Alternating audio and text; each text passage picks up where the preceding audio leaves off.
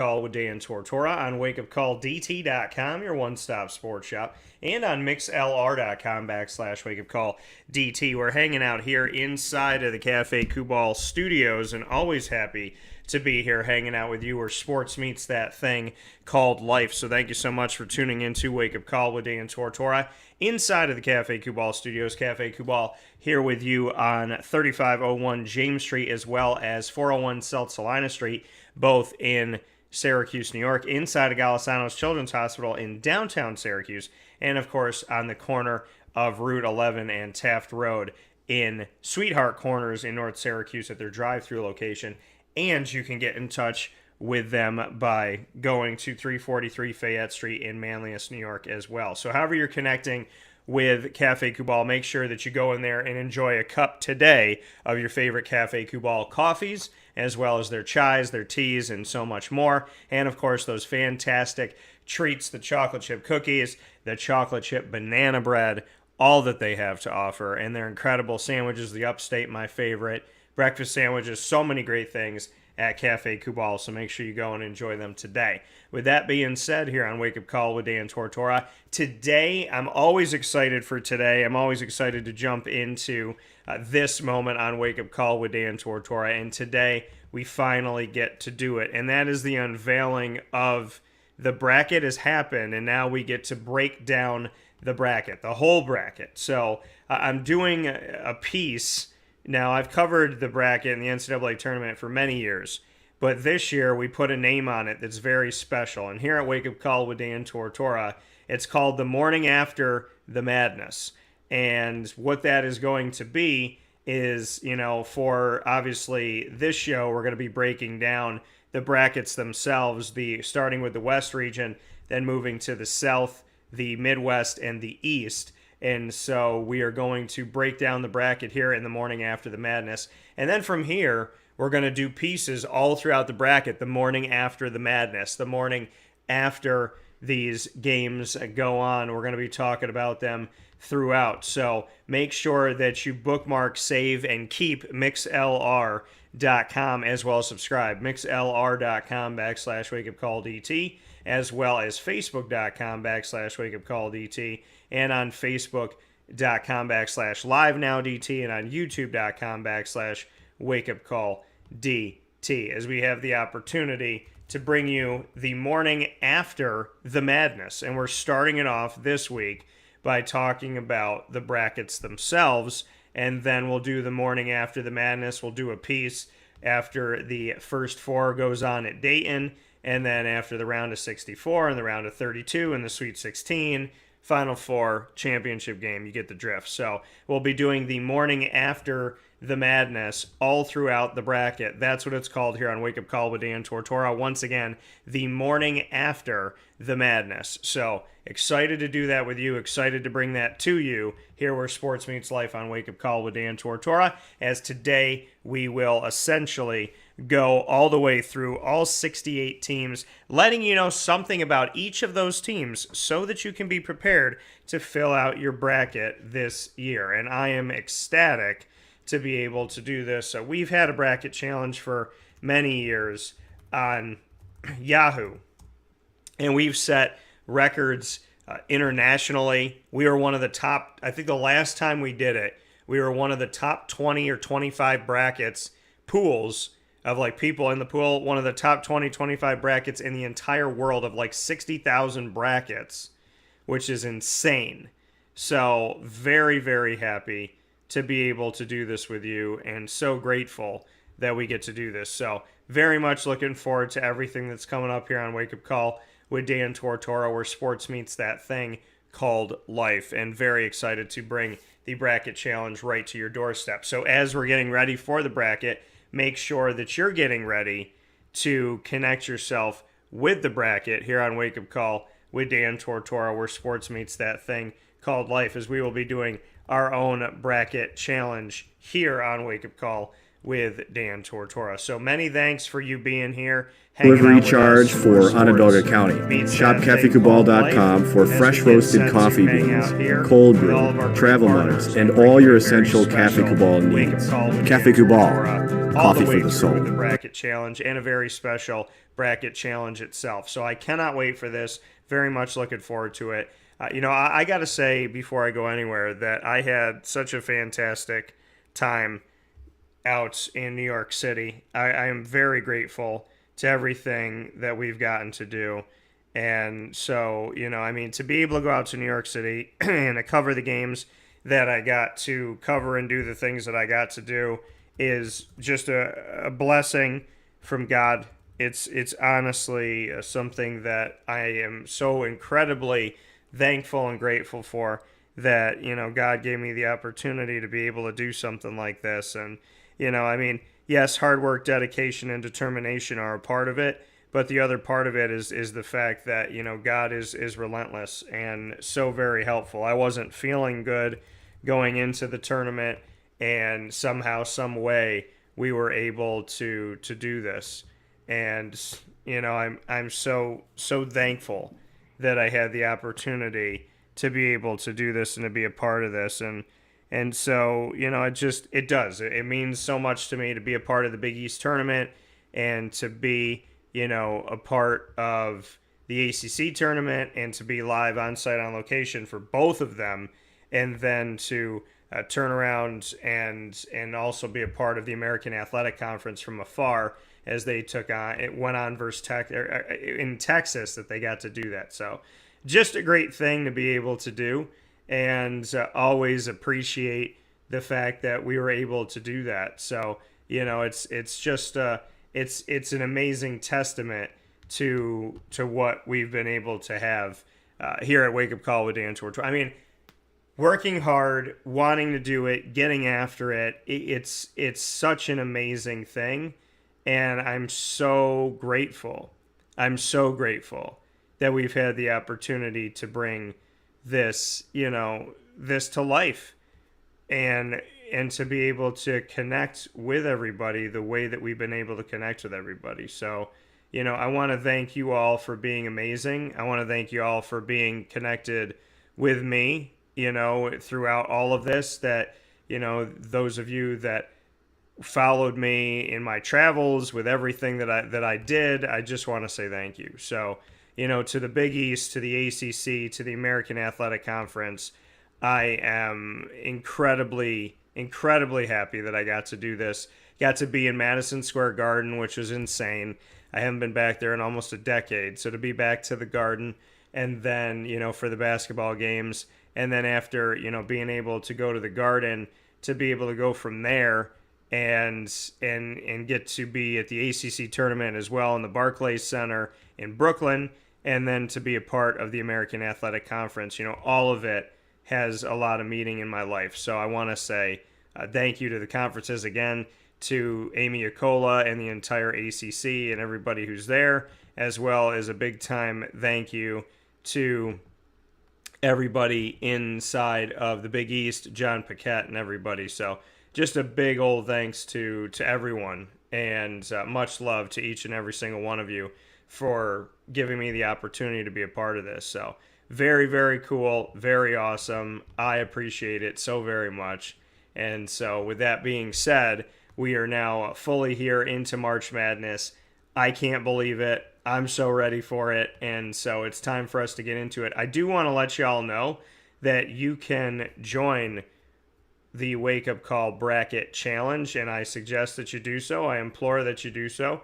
You can join us here on Wake Up Call with Dan Tortora, where sports meets that thing called life, by joining our bracket challenge. And I'm going to put this up here right now. We do it through Yahoo every year. So join our brackets challenge for free by following this link. And I just put the link up in our story, in our YouTube and Facebook live feed. So make sure you join us in each of those so that you can connect with the bracket challenge. We set a record, like I said, back in 2019, insane. We had over 500 people in our group, and we made the front page of Yahoo. We made like of their top 50 bracket pools. We made the top 50 record. And then, like I said, back in 2019, insane. We had over 500 people in our group. And we made the front page of Yahoo. We made like of their top 50 bracket pools. We made the top 50 record. Like I said, back in 2019, insane. We had over 500 people in our group, and we made the front page of Yahoo. We made like of their top 50 bracket pools. We made the top 50 record. Like I said, back in 2019, insane. We had over 500 people in our group, and we made the front page of Yahoo. We made like of their top 50 bracket pools. We made the top in our group, and we made the front page of Yahoo. And to do something as incredible as that, I'd love for you all to join the bracket challenge. It would mean the world to me. I love doing it, and it's very easy. Like I said, we do it on Yahoo. I feel like Yahoo is very user-friendly. I've had really no issue with it. So make sure that you go on there today and you join the bracket challenge. I put up the bracket challenge link so that you have it and you can join our bracket challenge. Once again, it's for free. Anybody can join anywhere in the world. So make sure you join our bracket challenge. It has the S for Syracuse. We've kept that up for years. And so you could definitely join the bracket challenge. So make sure that you do that on Wake Up Call with Dan Tortora, where sports meets that thing called life. We would love to see you, love to have you there, and definitely would love to connect with you all. So I'm definitely excited to be able to do this and to bring this to you, and anybody can join. So anybody could join anywhere in the world.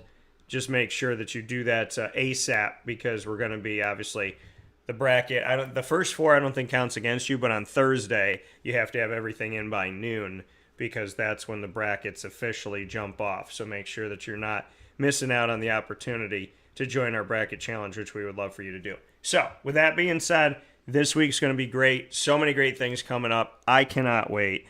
I got a lot of stuff on my brain. Like I said, I wanted to say thank you to the Big East, the ACC, and the American, Chuck Sullivan at the American, the entire team there. I want to share with you, if you go on youtube.com/wakeupcalldt, you'll see my Q&As with Kelvin Sampson of Houston, Penny Hardaway of Memphis. You'll see Jay Wright of Villanova. You'll see Greg McDermott and Ryan Kalkbrenner of Creighton. You will, be able to connect with all of those if you go to wakeupcalldt.podbean.com. Or if you search Wake Up Call with Dan Tortora on a bunch of the outlets, Stitcher, Spotify, TuneIn, iHeartRadio, as well as Podbean, you'll get my Q&As with Coach K of Duke on the Boeheims. You'll get my Q&A with Jim Boeheim and Jimmy Boeheim. You'll get my Q&A with Jim on his sons. You'll get the full statement made by Buddy Boeheim after he was suspended for the game. So many great things, so much coverage. You get to see my videos on social media. You don't want to miss out on that. My video is going pretty viral right now when it comes to, which is, listen, if one person saw this, I wanted someone to see sportsmanship and just see what it's like to actually see people be good to people, and people that are not even on their team, people that have no affiliation to them. And I got to see that with Storm Murphy, and I was standing in the perfect place again. You work hard to get to where you are, and God meets you halfway. And sometimes he meets you the whole way, carries you. So when I was standing where I was standing, I didn't realize at the time the Duke was coming out that way. And Storm Murphy, I see this guy on Virginia Tech during the game, like at the end of the game, he just walks up and he starts hugging and talking to people individually. And I was like, you know what, let me film this. This is pretty cool. And then he had a moment with Coach K as well.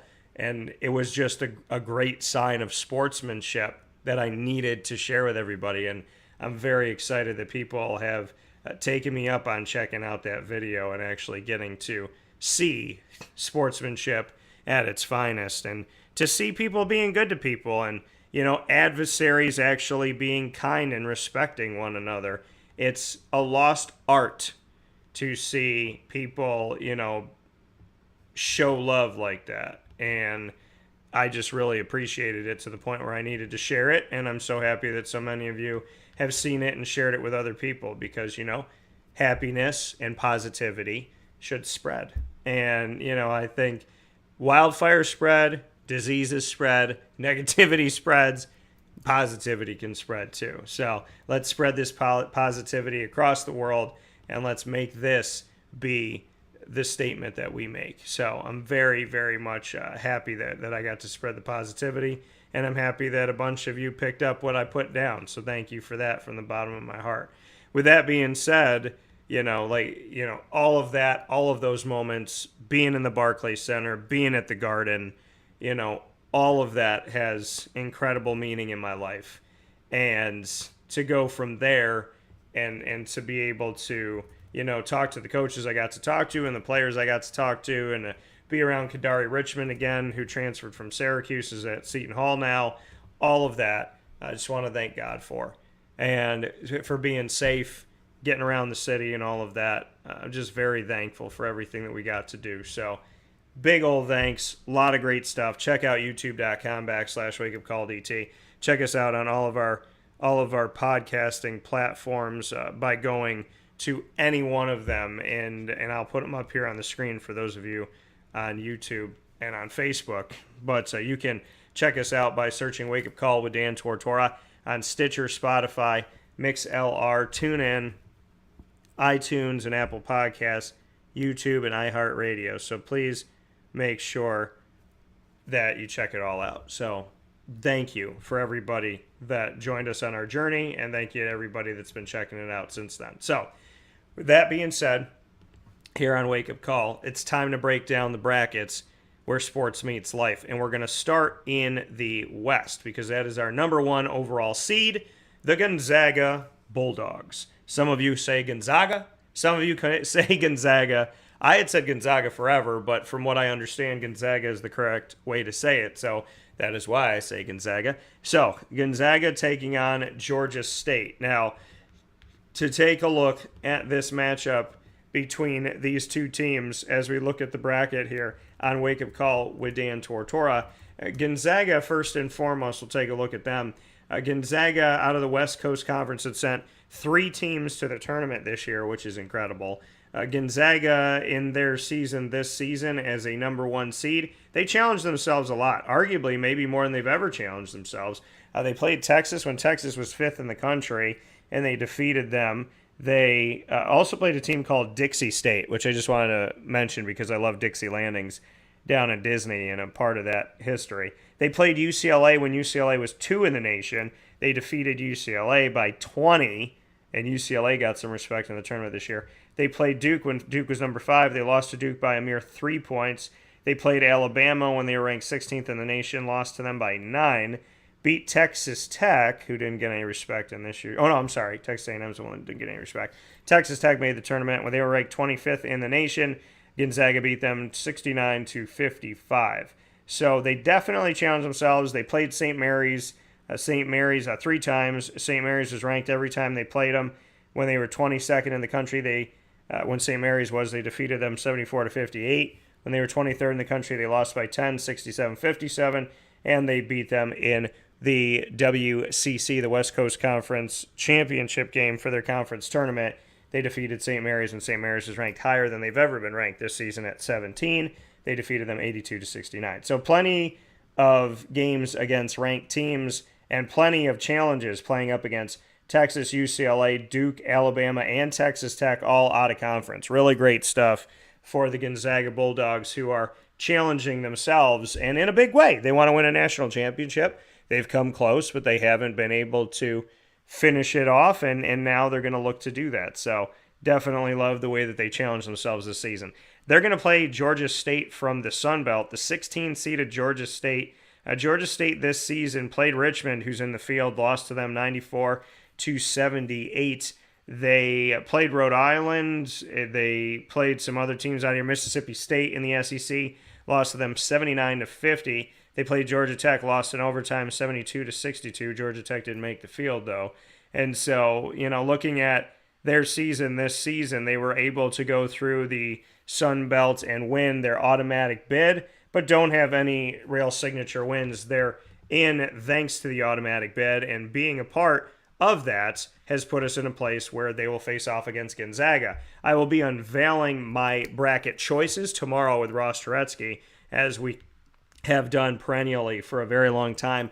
We've tried to do it every single year. So Gonzaga, Georgia State, that is the matchup. The next matchup that we have here on the docket, and I want to see here if I could put some stuff up here for you, but the next thing that we have here on the docket for this is going to bring us to the place where we have the opportunity to, and I'm gonna put the whiteboard up here and see if it'll let me write on things. So, oh yeah, okay. So we've covered Gonzaga and Georgia State. The next game we're going into is Boise State and Memphis. Boise State, the 8 seed, Memphis, the 9 seed.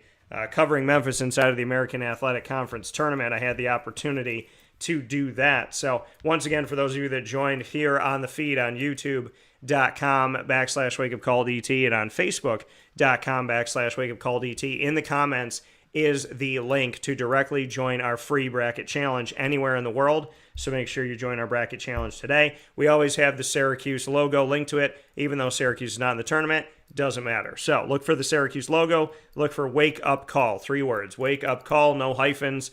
And you can catch us there. Or you could just follow the link on YouTube as well as on Facebook in our live feed that you're watching right now. Next team up that we have to look at here, Boise State. We're going to go to Boise State first, and going to the Boise State Broncos, we'll take a look at their season this season. So in the Mountain West, they were able to win the Mountain West tournament. They defeated Wyoming on the way. That is of note because Wyoming made it to the tournament here. So we'll talk about that and the Mountain West in just a little bit as we continue on. They played St. Bonaventure when Bonnie's was ranked. They lost to them 67-61. They defeated Ole Miss, who's not in the field, but they did defeat an SEC team, so I do want to make mention of that.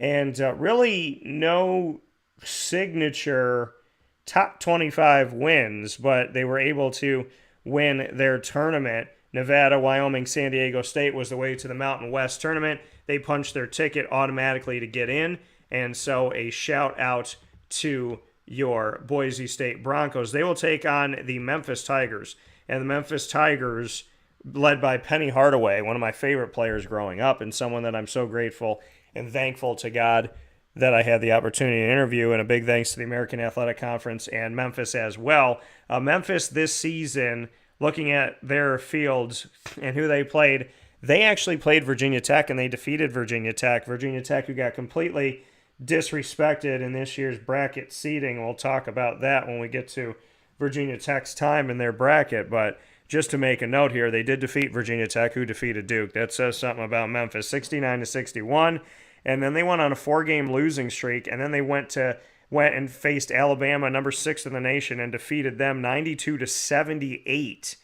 Then from there, they have won the majority of their games here. Looking at how many games that they've won, they have won 12 of their last 14 games, losing in the American Athletic Championship game 71-53 to Houston, who is ranked in the nation's top 20. So they did play Houston 3 times this season, defeated them the other 2 times when they were 6th and 14th in the nation. That was in their winning their 12 out of their last 14 games. So even though they lost to Houston, they hold a 2-1 record against Houston. Houston's a very good team, and in recent history, Calvin Sampson's had them dancing very far into the tournament. So I am going to definitely be, as I've circled this game in front of you here on YouTube and Facebook, I can't wait for this game. I think Memphis is underrated. Next game that we have up here, we have UConn and New Mexico State. That is not a typo. UConn has found their way, rocking in this tournament as a 5 seed. They put them pretty high in this one, as UConn had defeated Seton Hall, and then UConn lost in their tournament game, and they were not able to move forward. So, they lost to Villanova. UConn, though, if we take a look at UConn's schedule this season, and talk about why they got respect here. Taking a look at the UConn Huskies, they, in the Big East tournament, which I was on site on location for at Madison Square Garden, when they played in this tournament, they lost 63-60 to Villanova. Villanova went on to win. That was in the semis. And so, they gave Villanova everything that they possibly could in that matchup. And I think that, that probably helps with seeding, since the committee thought Villanova was a number 2 seed. The UConn pushed them so hard, gave them that opportunity to put them there. They also defeated Villanova when Villanova was 8th in the nation a little bit earlier in the season, 71-69. If we look at UConn's season as a whole, they defeated Auburn in double overtime when Auburn was ranked 19th in the nation in the SEC. They lost to Michigan State and Tom Izzo by 4 out of conference, 64-60. And then they would go on here to face off, and I'm looking at the teams. They lost to Creighton 59-55, who's in the field. They lost to Creighton again later on in the season, 64-62. They were able to defeat Seton Hall in the tournament, 62-52, as I mentioned. So, there's obviously some good there. They beat Villanova. They lost to Villanova the first time, 85-74. Beat Villanova and then pushed them to the brink there in the semifinals of the Big East tournament at Madison Square Garden. So UConn, based on that, based on the fact that they have a win over Auburn, and the SEC got a lot of respect in this year's tournament.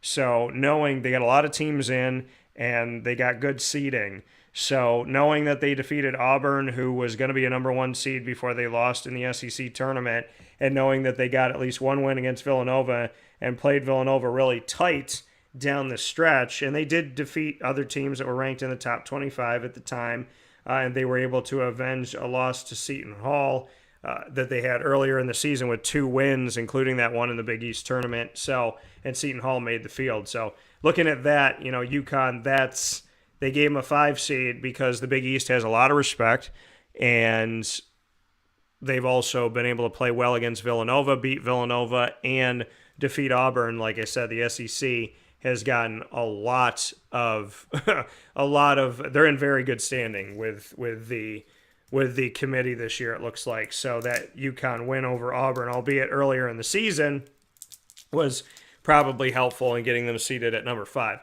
New Mexico State is a team they're going to face off against, the 12-seeded New Mexico State team. And New Mexico State, the Aggies, to let you know about this 12 here, what they bring to the table. New Mexico State this season played no ranked teams. I'm looking here now. No teams that were ranked at the time of play. So no ranked teams that they went up against. However, they did play Davidson, who's in the field this year. And so looking at New Mexico State, they were able to win their conference tournament, which helped them to get in here in the WAC. So they defeated Grand Canyon and Abilene Christian, which places New Mexico State in the field. And Greg saying UConn is a solid squad, well-coached team. You seem surprised, DT. No, I'm not surprised in UConn. I'm surprised that they got a 5 because they lost in the semis. But I'm surprised and I'm not surprised, I guess is what I'm saying here, Greg. And, my thing is, the Big East gets a ton of respect. Actually, since Syracuse, Pittsburgh, Louisville, and Notre Dame left the Big East, you can argue the Big East has even more respect now when it comes to the NCAA tournament selection committee. And with the way that, how many teams they take from the Big East and how they seed them, there's only 11 teams in the Big East. And, you look at the prognosticators saying like 7 teams are going to get in and this, that, and whatever. So I'm a little surprised that UConn got a 5 seed, like at initial glance. But like I said, they defeated Auburn, and Auburn and the SEC have a lot of respect from the committee this year. They defeated Villanova 1 time out of the 3 times they played them. They pushed them at the end. They only lost by 3.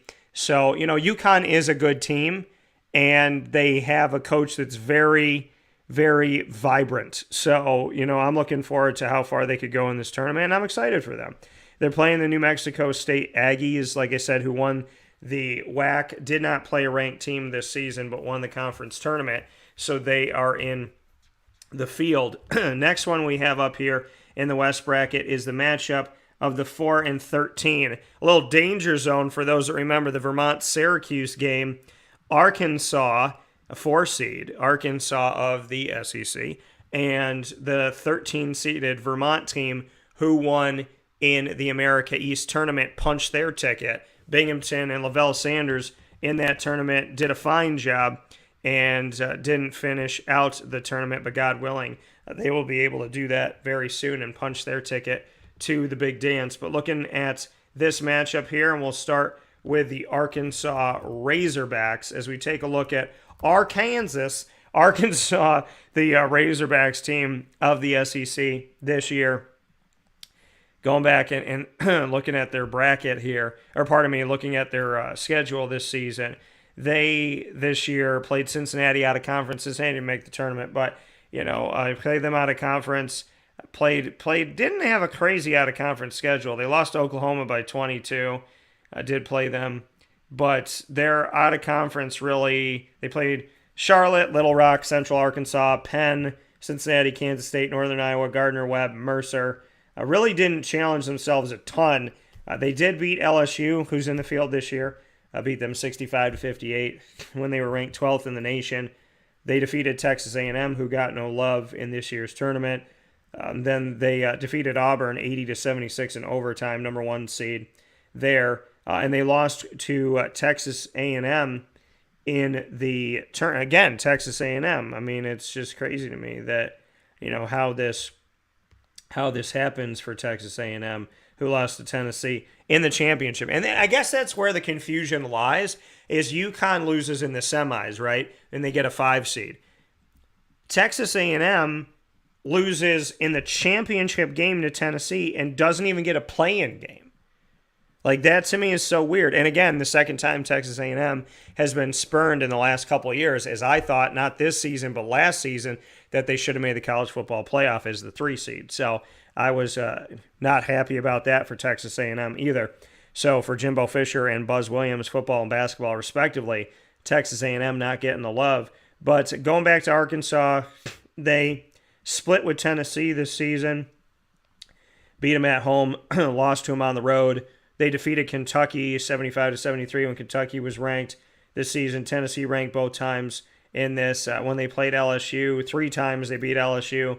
LSU was only ranked the first time that they played them. So, we see the Arkansas Razorbacks get in this. Didn't play in the championship game, yet they're in. They lost to Texas A&M, who made it to the championship. So the team that lost to Texas A&M in the semis is in, and the team that beat them and went to the championship game and lost is not. So I don't understand that. But with that being said, that's one part of this matchup that we have here with the Arkansas Razorbacks. The other side of it brings us to Vermont. And Vermont in the America East, they won the America East tournament this season.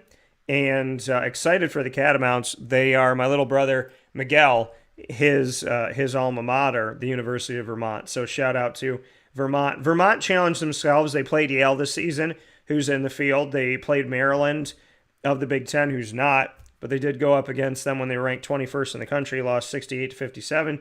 They defeated Yale 61-53. They lost to Providence by 10. Did play that game, though. They defeated Colgate 78-68. Another game to look at here. And really, they are used to winning and winning like crazy. They lost one game on February 14th on Valentine's Day. Besides that, they have not lost a game from Friday, December 10th to Saturday, March 12th, a span of over 2 months outside of that one game on Valentine's Day. So you got a win over Brown, Colgate, New Hampshire, Stony Brook, UMBC, NJIT, Hartford, Stony Brook again, Maine, Albany, NJIT, UMass Lowell, Binghamton, Albany, New Hampshire, UMBC, Binghamton, UMass Lowell, Maine, NJIT, Binghamton, and UMBC. 22 out of 23 games they have won going into the tournament. I know that those teams, you're saying, well, Dan, they're not even playing in the tournament. However, winning 22 of your last 23 games, Very big. Only losing one game in a span of over 2 months shows that your team is used to winning. So Vermont coming into this becomes, in my opinion, they were a danger to Syracuse, and they could be a danger here to Arkansas if their shooting gets on and they get going. Greg said Vermont has locked down the America East Conference for many, many years now. I have a ton of Bearcat love, but Binghamton has a lot of work ahead of them moving forward. Yeah, they definitely do. So looking at this one, I'm excited to see it. I think Vermont can play spoiler, and Arkansas obviously has some good things going on. Keeping with the SEC love, we see Bam Bam-a-Lama, the number 6 seed, and they're going to play a play-in. They're going to play whoever wins the play-in game of the first 4, happening in Dayton when 11-seeded Rutgers takes on 11-seeded Notre Dame. So looking at these 3 teams here, I'm going to go to the play-in game first and take a look at the teams that we have here. So I'm going to go first to the Rutgers Scarlet Knights and where they sit at as an 11 seed. They're a play-in team. 18-13 record this season, blah. But looking at this, what they did out of conference, as far as out of conference wins for Rutgers, they defeated Purdue when Purdue was number 1 in the country. That was in conference, 70-68. Out of conference, they lost to Seton Hall, 77-63, when Seton Hall was ranked 23rd in the country. They defeated Michigan State and Ohio State, Wisconsin, and Illinois in a span of 4 games in a row, with all those teams ranked in the nation's top 16 at the time. And so I'm sure that helps them. They lost to Iowa, who ended up going on to win the Big Ten championship. So Rutgers' record is not pretty, but the win over Purdue when Purdue was number 1 in the nation, and the 4 games in a row when they defeated Michigan State, Ohio State, Wisconsin, Illinois, in that order, obviously helpful. They did lose to Wisconsin after that, and they did lose to Purdue after that, so they split with them. But I guess the committee was looking at that span in February where they won 4 in a row against the Big Ten's top 25, top 20 teams, and then they defeated Purdue, which meant enough to them to give them a shot in the tournament in a play-in game. Notre Dame on their side, 22-10 record in the ACC, and this year Notre Dame lost to Texas A&M, who didn't make the tournament, who I think they should have. They defeated Kentucky. Kentucky was ranked 10th in the nation, 66-62. They defeated them at the time, and they defeated North Carolina in conference, 78-73. They would not see North Carolina again this season. They lost to Virginia Tech, 79-73, earlier on in the season. They lost to Duke 57-43 when Duke was ranked number 9th in the nation. And so, Notre Dame didn't do much this season.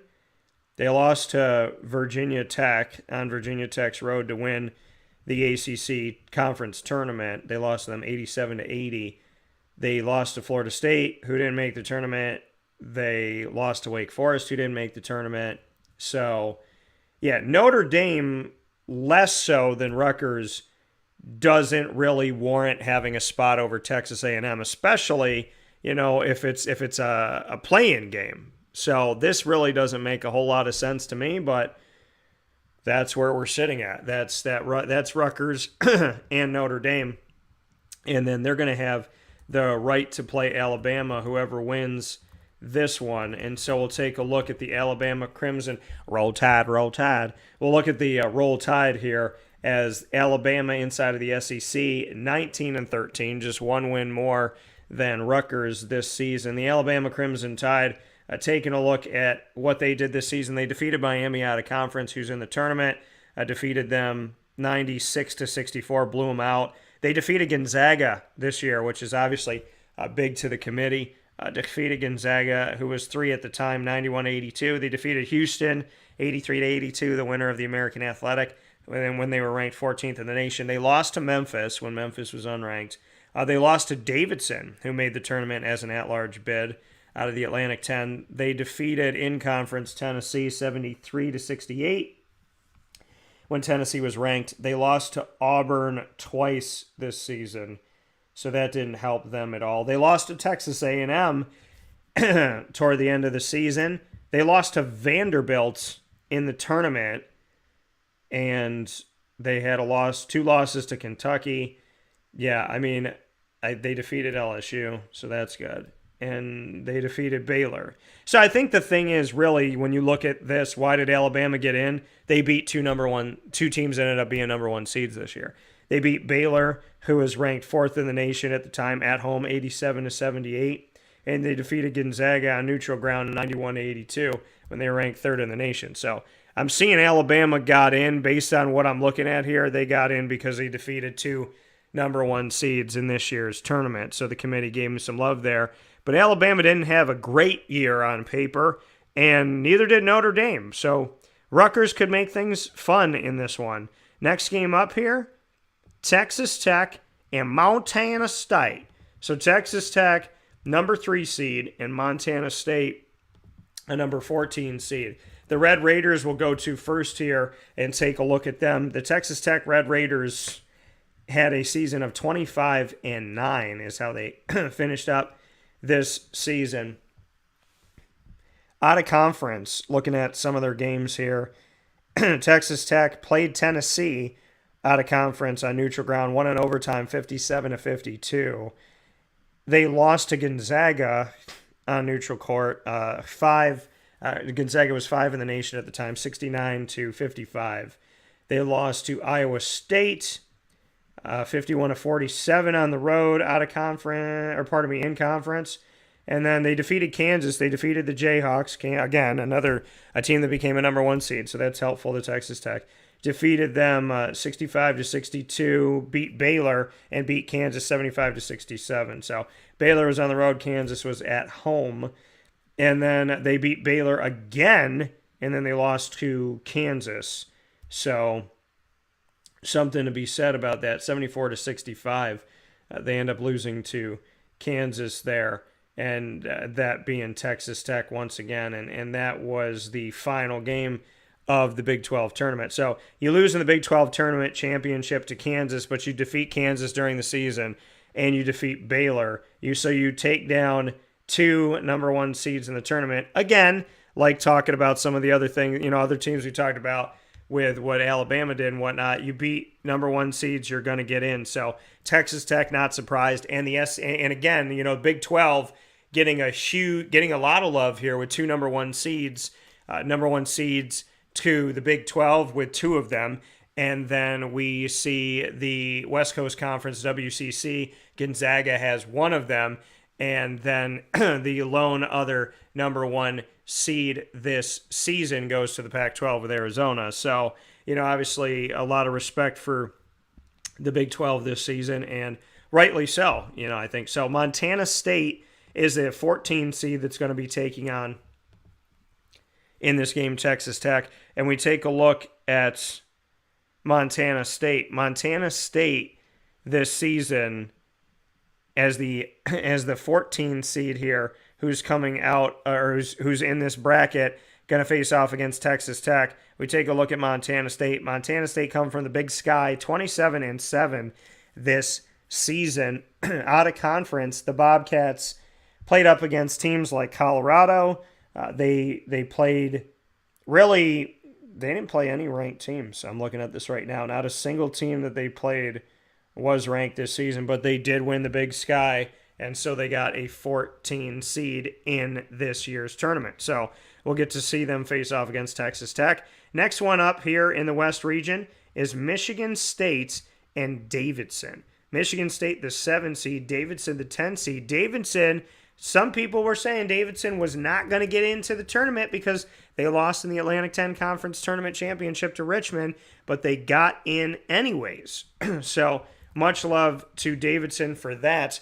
Davidson has not won an NCAA tournament game since Steph Curry moved forward to the NBA, I believe. So looking at this game, then we'll go look at Michigan State first. Michigan State, 22-12 this season coming out of the Big Ten, and they lost to Kansas in their first game of the season, 87-74.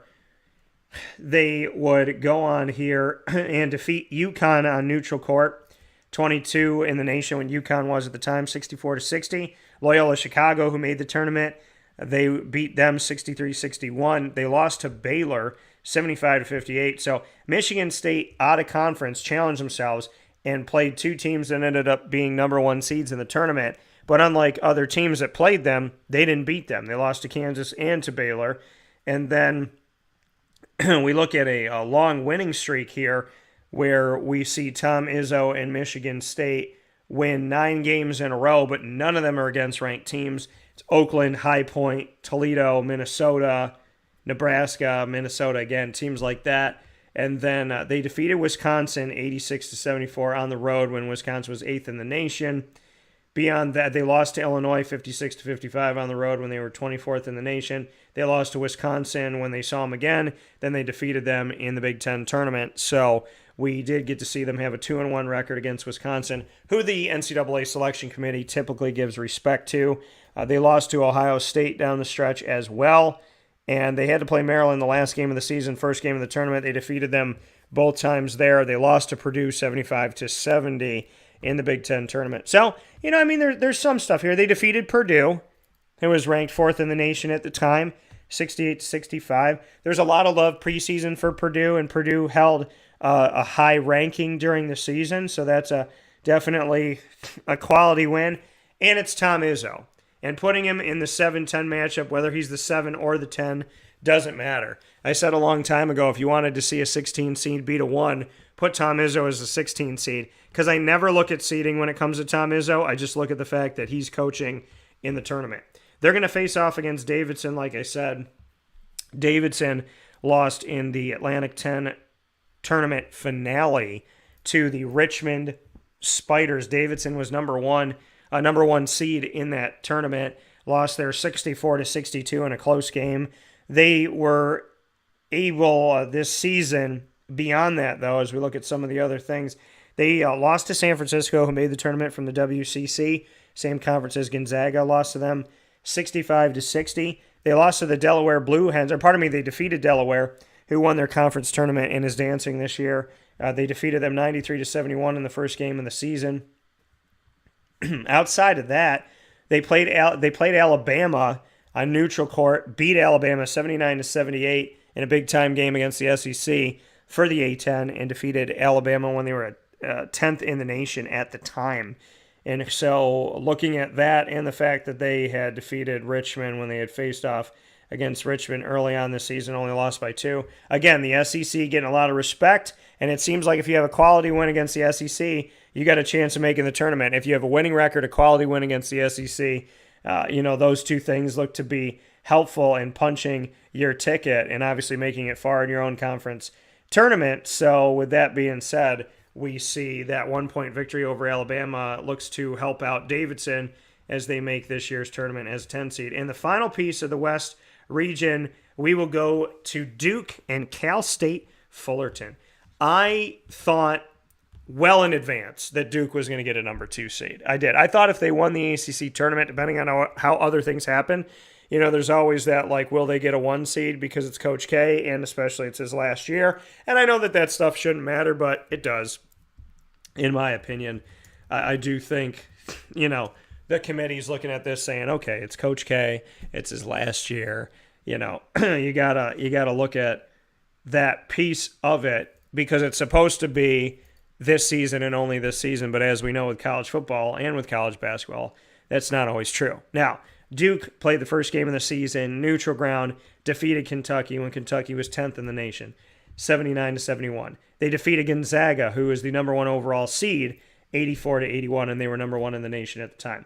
So you got those 2 big wins. Those are both on neutral court. And then they defeated Virginia Tech earlier on this season before losing them in the ACC tournament championship game. We see that they split with North Carolina. They were able to go up against Miami and split with Miami twice. They avenged the loss to Miami in the regular season with a tournament win over them in the ACC by 4, 80-76. So, there's some things here, but really, for Duke, their quality wins were early, Kentucky and Gonzaga. And looking at their, record, 28-6 this season, the ACC was down. When you look at their ACC wins against ACC ranked teams at the time of play, they have 0. None of the ACC teams were ranked when they played them. So there's something to be said about that for sure, and to be said about the ACC this year. But, Duke, I felt like they were going to get a 2 seed, honestly. I thought they were going to get a 1 if they won the ACC tournament. Like I said, other things had to happen. But without that, I had them getting a 2 seed. I'm not surprised they got a 2 seed. Again, it's Coach K's last year. Did they really earn a 2 seed? But again, they defeated Gonzaga. They defeated Kentucky. Gonzaga gets a lot of respect from the tournament, and which is great to say because that wasn't being said when I was a kid. And Kentucky, by others, not by me. I love Gonzaga. I've been a fan of them since I got to see them play. Just love the name, love the Bulldog, everything. So Gonzaga getting respect now, and then the SEC with Kentucky. So obviously it helps that your name is Duke. It helps that it's Coach K's last year. It helps that your head coach is Coach K. And with that being stated, we are where we are right now, and that's how things look. So, that's Duke at a glance. Cal State Fullerton, the 15 seed that they're going to be going up against in the Big West. Cal State Fullerton won the Big West tournament, and this was a very strange ending to the tournament because the team that they defeated, the team that they defeated 72-71, Long Beach State had like 8.8 seconds and dribbled like crazy and never got a shot off, which was sad to see that that's how it ended. They are in this tournament after winning the Big West, and this season they have, they went up against Wyoming. They lost to them 79-66 in non-conference play at home. They lost to San Diego State on the road in non-conference 66-56. And outside of that, they won their conference tournament. So, they had lost to Long Beach State earlier on in the season. They avenged that loss, and they got a victory. And Cal State Fullerton has Duke in the field here. So that's what the bracket looks like for the West side of things. We're going to go bracket by bracket today and get you set for the NCAA tournament. So as you're getting ready to fill out your bracket, make sure that you watch this show. Tell your friends, family, coworkers, and colleagues to watch it as well, so you all have all the information you need. Or if you're in a pool with them, you're not going to tell them to pay attention to what's going to be said here. But hey, fair is fair. Let them know and get them on the broadcast. As coming up right after this fast break, we'll be heading from the West bracket to the South bracket on Wake Up Call with Dan Tortora, where sports meets that thing called life, from inside the Cafe Kubal studios. Carvel DeWitt, it's what happy tastes like. Do you know why? Because we make ice cream. Creamy, rich, flavorful ice cream. Not yogurt or iced milk like some of our competitors. Ice cream. Fresh, by hand, daily. For the calorie conscious, we have something new for you. Our new Carvelite. Same great flavor, creaminess, and texture of our regular ice cream with only 35 calories an ounce. So whether you want an ice cream cake, flying saucer, dasher, carvalanche, hard or soft ice cream, we will satisfy your craving with our fresh, handmade regular or new Carvelite ice cream. Carvel DeWitt. It's what happy tastes like.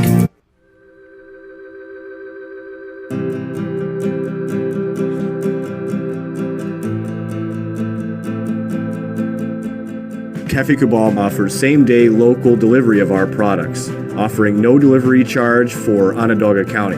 Shop cafekubal.com for fresh roasted coffee beans, cold brew, travel mugs, and all your essential Cafe Kubal needs. Cafe Kubal, coffee for the soul.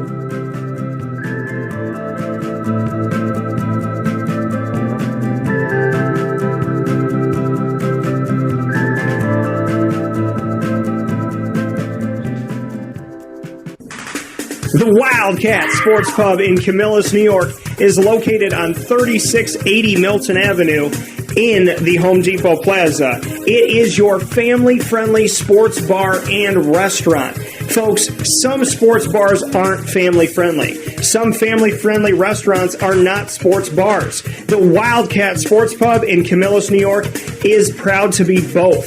It is that marriage that you've been looking for years. The Wildcat Sports Pub is your home base for your sports bar and restaurant needs, games for the kids, indoor and outdoor activities, and enough things on the menu to come back every single week and get to try something new. They're open Sundays from noon to 8 p.m., Monday through Wednesday, 11 a.m. to 11 p.m., and Thursday through Saturday from 11 a.m. to midnight. For reservations and party information, call 315 487-2222 for the Wildcat family-friendly sports pub and restaurant.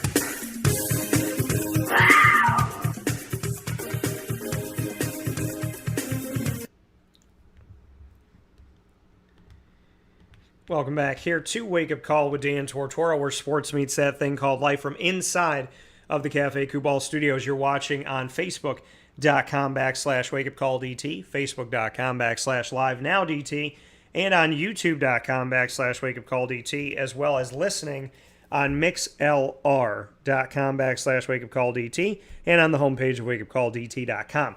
This is our bracket breakdown conversation. Wall-to-wall breaking down the field of 68. And we're doing a special all throughout the tournament called The Morning After the Madness. And that officially starts today because it's the morning after the madness was chosen. So in the field of 68, the morning after the madness, our first special of this year, we're going bracket by bracket to get you set for the overall field of 68 as you are filling out your bracket for the Wake Up Call Bracket Challenge on Yahoo. And you can join our bracket challenge for free on youtube.com/WakeUpCallDT, Facebook.com/WakeUpCallDT, and on, as well as by going to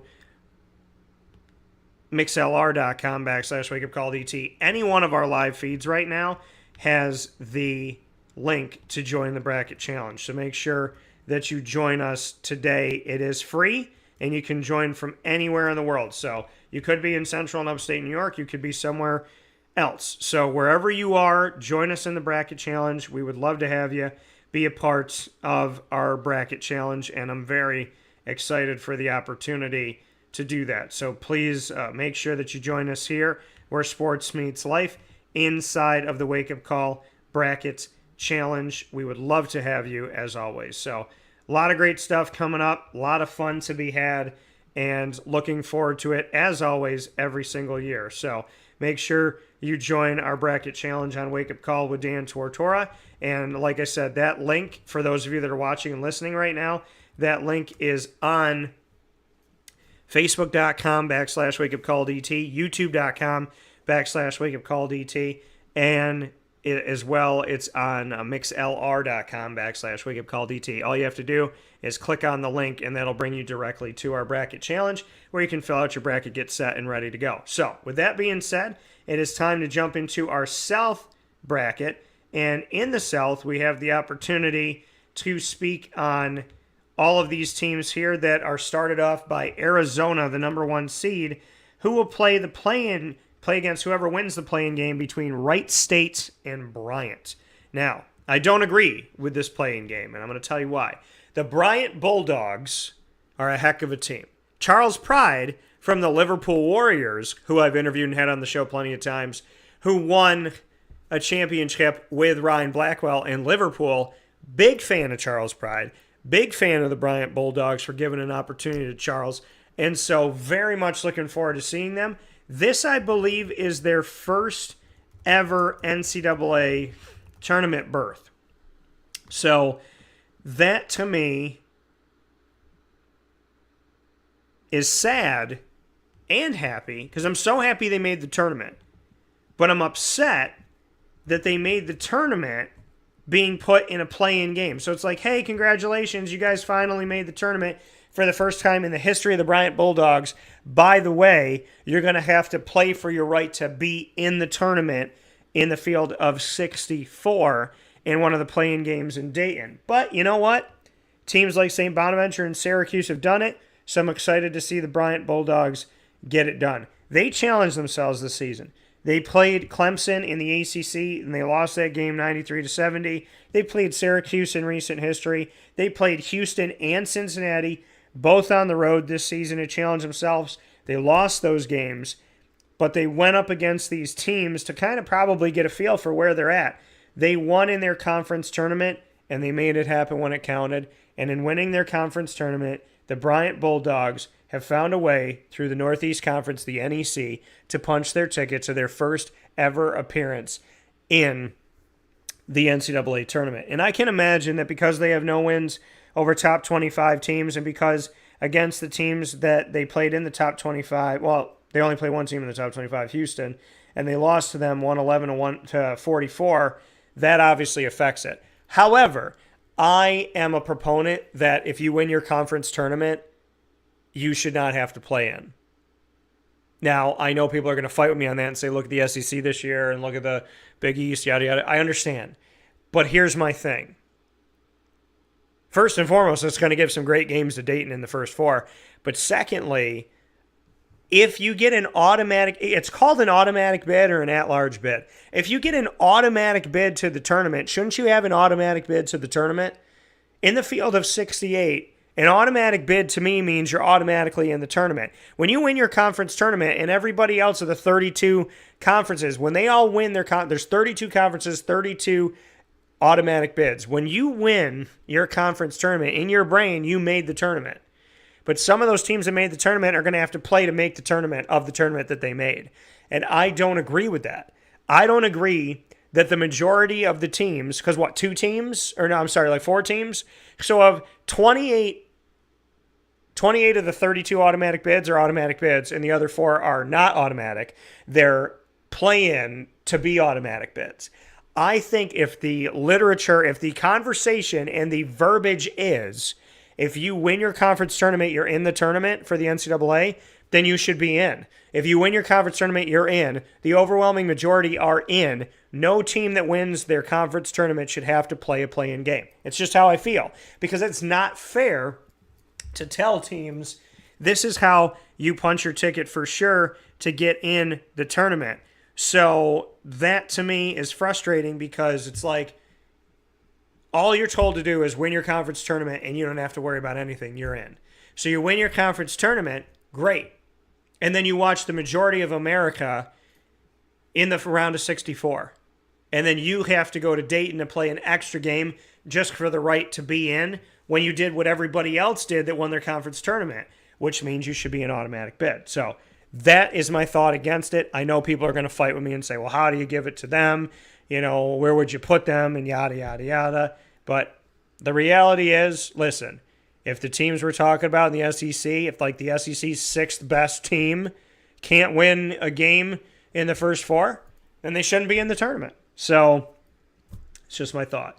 Wright State Raiders, they make it in here after winning their conference tournament in the Horizon League, which used to have Butler and Xavier.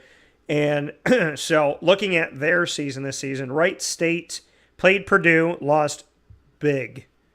They lost by 44 points, 96 to 52 on the road, when Purdue was 6th in the nation. They defeated Purdue Fort Wayne, which I didn't even know was a college. So shout out to Purdue Fort Wayne. I'm not trying to disrespect them. I'm just being honest. 86 to 73. They defeated them. They defeated NC State this year in a non-conference game up against the ACC, 84 to 70. So, you know, even though NC State didn't make the tournament, look at that, right? Look at the fact that they were like, hey, we're going to go out, we're going to play the ACC, we're going to play on the road. They beat them by 14. So, you know, that's something to be said, because it's a win over the ACC. Even though the ACC was down this year, it's still a win over the ACC. And, you know, Kevin Keatts, I don't think is a bad coach, even though NC State didn't have the year that they were hoping to have. And they also didn't have arguably their best player, who was out, you know, after the first game this season. So looking at this, you know, Wright State winning their conference tournament, they get in. They're going to go up against Bryant, and they're going to play for the right to play number 1 seeded Arizona. And the Arizona Wildcats, let's take a look at the Wildcats now. They were projected to be a number 1 seed, and then they went and won the Pac-12 tournament. So obviously that solidified everything for them to be where they are today. The Arizona Wildcats, the Arizona Wildcats did not win their conference tournament. My fault on that. They did not win their conference tournament. The Arizona Wildcats lost to the Colorado Buffaloes and did not win their conference tournament. So my apologies on that. You know, looking at this year's Pac-12 tournament, and shame on me for just thinking in my brain that's how things went down here. Now, the Pac-12 tournament, for the men's side of things, the Pac-12 tournament this year as we take a look at the bracket. The brackets for the Pac-12 tournament, this was not a good showcase for, looking at Arizona here. They lost before the championship game. And so losing to Colorado before the championship game was even played, that's not a good look. Now, Arizona still got a number 1 seed because there's love for the Pac-12 this year. And so that's all well and dandy. But when you really look at this thing and you break it down and you say to yourself, again, Texas A&M doesn't get into the tournament at all.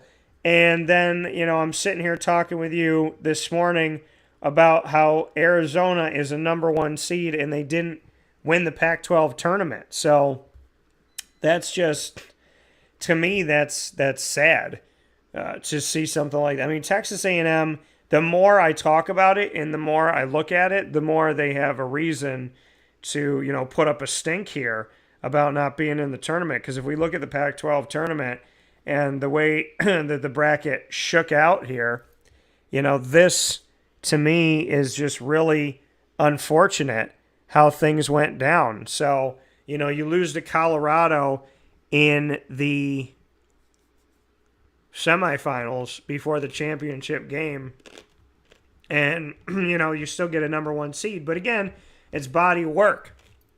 Now, I would think in order to be a number 1 seed, more often than not, you have to win your conference tournament, because that, to me, solidifies everything. They defeated Louisville when Louisville was 6th in the nation. Doesn't matter. Louisville didn't make the tournament. They're not ranked right now. And so, you look at the non-conference games for Arizona.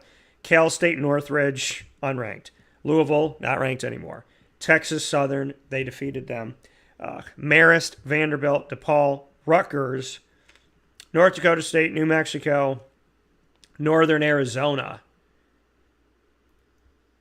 No wins against ranked teams that made the tournament for Arizona.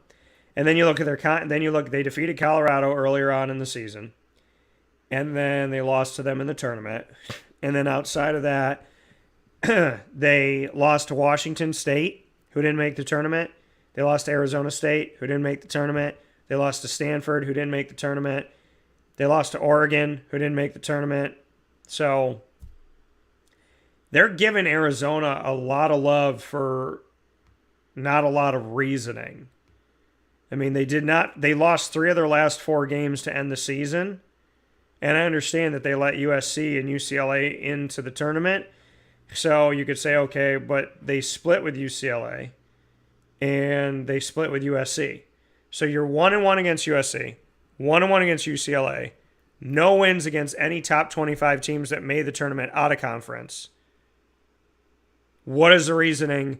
I mean, honestly, for Arizona, they should be a 3 seed, but they're a 1 seed. So yay for them. But, I mean, what did they do? I mean, you know what I mean? It's like, looking at this, what did they do in the what did they do? They lost their conference tournament semifinal game to Colorado 45-43. Like, they scored 43 points. They're 20-7. Like, none of this to me. Wow. Well, and this is the thing. I mean, are you doing this because you thought Arizona was a number 1 seed earlier? You thought they were going to win the Pac-12? This is one of the teams where you look at it and you go, how does this make sense? Like, how does this make sense? How? When I'm looking at the Arizona Wildcats basketball team, how does this make logical, rational sense that this team is the team that you have chosen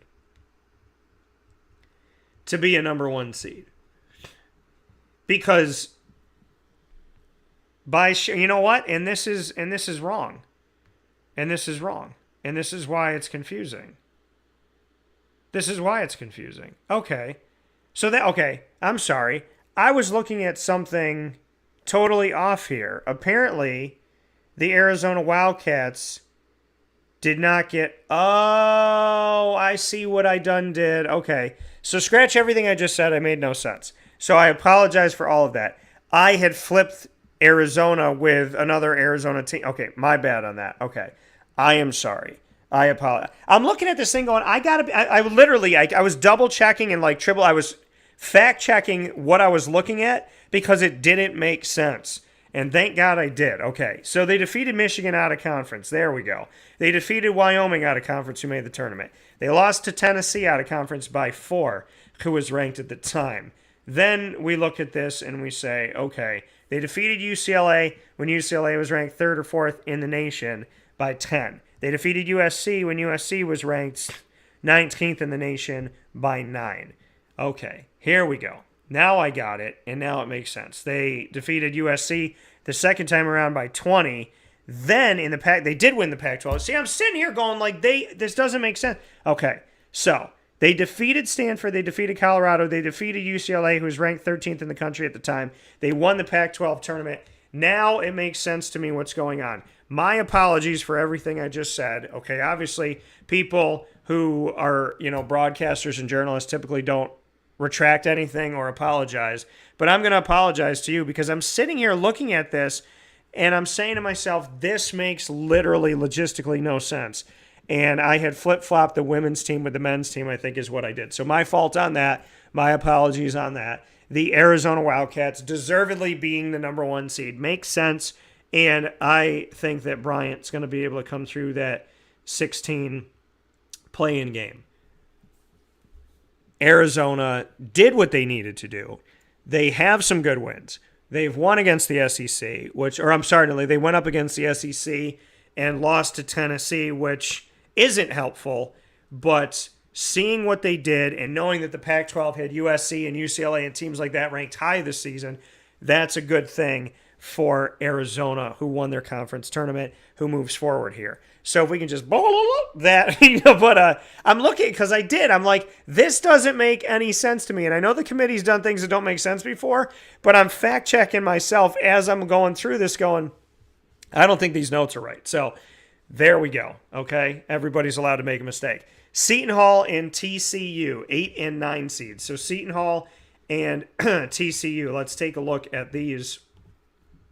We're going to go to Seton Hall first and Kadari Richmond, who many Syracuse fans are sad. I am very sure that he is not here, obviously, in Syracuse, and he's with the Pirates. I got to watch him on site on location at the Big East Tournament, thanks to John Paquette and the entire staff there. Once again, and Val Ackerman, the commissioner, very excited that I got to see Kadari Richmond in Seton Hall. Loved being there for that. Loved getting to see them play and getting to see Kadari after and get to speak to his coach. So they have a win over Yale, and Yale is in the tournament. They, this season, challenged themselves at Seton Hall to play some games against the Pac-12 and the Big Ten and whatnot. They defeated Texas 64-60, who didn't make the tournament, but they were 7th ranked at the time. They defeated Ohio State and Cal. Lost to Ohio State, defeated Cal. So really not much to write home about. The Big East gets a lot of respect, though, as a conference. Out of conference, Seton Hall did not do much. Again, they defeated Yale. They defeated Michigan, who didn't make the tournament. Michigan did make it, but as a lower seed, they defeated them 67-65. Michigan was 4 in the country at the time, and they won that game on the road. So that does have meaning to them, even though Michigan kind of dipped a little bit here. Beating Michigan, beating Yale, 2 teams in the tournament, getting a top 4, a win against a top 4 team in the country at the time against Michigan is helpful too. And then when you look at them inside of the Big East, they lost to Providence and to Villanova initially. They defeated UConn in overtime 90-87. And then beyond that, looking at how they did, they defeated Creighton 74-55 by 19. They lost to Villanova again this season, so they don't have a win over Villanova. They lost to UConn the second time around, 70-65 in a close game. And then they defeated Creighton another time, 65-60. So they were able to do that. And then they played UConn a third time in the Big East tournament that I was there for, lost 62-52. So not a great, they're 1-2 against UConn. They're 2-0 against Creighton, which is helpful. And, against Villanova, they're 0-2. So Seton Hall, again, the respect of the Big East was helpful to play in this. They didn't do a ton, but that win over Michigan, very helpful for them as well to be in this tournament and to be in the 8-9 matchup, which Seton Hall is typically in the 8-9 matchup. TCU, the Horned Frogs, who were supposed to be in the old Big East, and then it became the American. Well, TCU is a Big 12 team, 20-12 this season. They're the number 9 seed who will face off against Seton Hall. Them out of conference this year, they defeated Texas A&M, who didn't get the respect they deserved. They defeated them on neutral court, 68-64. They lost to Baylor, 76-64, and Baylor was number 1 in the nation at the time. They defeated Oklahoma, 59-58. Oklahoma didn't make it, though. They won that game in overtime. And they defeated LSU. Again, any team that has a quality win against the SEC's ranked teams is helpful. That was 19th at the time, LSU. They defeated them 77-68. TCU did. And then from there, they would go in conference, lose to Kansas State, who didn't make it, lose to Texas Tech, who did. They lost to Iowa State. They lost to Baylor again. And then they would play Kansas 3 times in their last 5 games of the season, and they would defeat them once, 74-64. Then they lost to them 72-68, and in the Big 12 tournament, 75-62. So TCU makes it. They get a win over Kansas, albeit 1-2. Any team that has a win over a number 1 seed, even if you have a 1-2 record, I think it still has value when that team ends up becoming a 1 seed in the tournament. You look at all the teams that beat them, because not many teams typically usually do. And so that win over Kansas, although an overall 1-2 record, not great, but the win over Kansas is helpful, and they beat them by 10. So that and the win over LSU, I think it's TCU in this year's tournament. So that's how I'll look at it. Houston and UAB, a team that's leaving the American for one that's joining. Houston leaving, UAB joining, 5-12. I like this matchup. I think it could go either way. And the Houston Cougars, I had an opportunity to speak with them as we were in the tournament. Like I said, I got to talk with Kelvin Sampson and watch their game yesterday as they took on Memphis and won the conference tournament championship for the American Athletic. They lost to Memphis twice this season and then defeated Memphis to punch their ticket to the tournament. Houston could have been a 2 seed, in my opinion. They could have gotten there. They end up as a 5. I don't think that, there wasn't a lot of respect for the American this year, so I'm not surprised that they gave them a 5 seed. I don't think it should have happened. I think SMU should be in the tournament, and I think Houston arguably should be higher. I mean, remember, Houston made a big old splash in, last season as far as they made it in the NCAA tournament. So, I don't agree with the seeding, but we are where we are. They, this year, played some good games here out of conference. Unfortunately, the teams didn't do as well. They played Virginia and Butler and beat them both. They lost to Wisconsin by 2, 65-63 on neutral ground. They defeated Oregon, who didn't make the tournament. I mean, that's the thing with Houston. They had good wins, Butler, Virginia, Oregon, but unfortunately those teams didn't close out, and that was an issue. Bryant, who made the tournament, they beat them 111-44. They lost to Alabama by 1 point, 83-82 on the road, when Alabama was 9th in the nation, so that didn't help them out. And then in conference, they took care of business. Houston, inside of the American Athletic Conference, they only lost 3 conference games, and that was to SMU and to Memphis. One of the teams made the tournament, one of the teams should have. So they lost to SMU and then beat SMU, so they split with them, and they lost to Memphis twice and then avenged that loss in the AAC tournament, like I said. So, Houston, it would have definitely helped them if they beat Alabama, and it would have helped if the teams, Virginia, Butler, and Oregon, had taken care of business. So it's kind of like Houston's a victim of the teams that they beat. They did a good job in beating those teams, but those, bunch of those teams didn't make it to the tournament. Now they're going to face off against UAB, who's 27-7. UAB won Conference USA's tournament, defeating FAU, Middle Tennessee, and Louisiana Tech. Looking at UAB's out-of-conference schedule, they played San Francisco, who made it from the WCC. They lost to them, though, 63-61. They played West Virginia, the Big 12, lost to them 65-59. So you don't have a quality win there. I mean, they're in because they won their tournament. But you look at UAB and you say, how are they a 9 seed? How are they above, other teams? And there's really not stellar reasoning for that. I mean, they won their last 7 games in a row. None of those teams were ranked. UTSA, UTEP, Southern Miss, Louisiana Tech, FAU, Middle Tennessee, and Louisiana Tech again. So they do punch their ticket, but I think the more dangerous team there as far as body of work is Houston. Then we look at Illinois taking on Chattanooga, the 4 against the 13, and we look at the Illinois Fighting Illini here. And for the Illinois team, on their side of things, out of the Big Ten, they are 22-9 this season.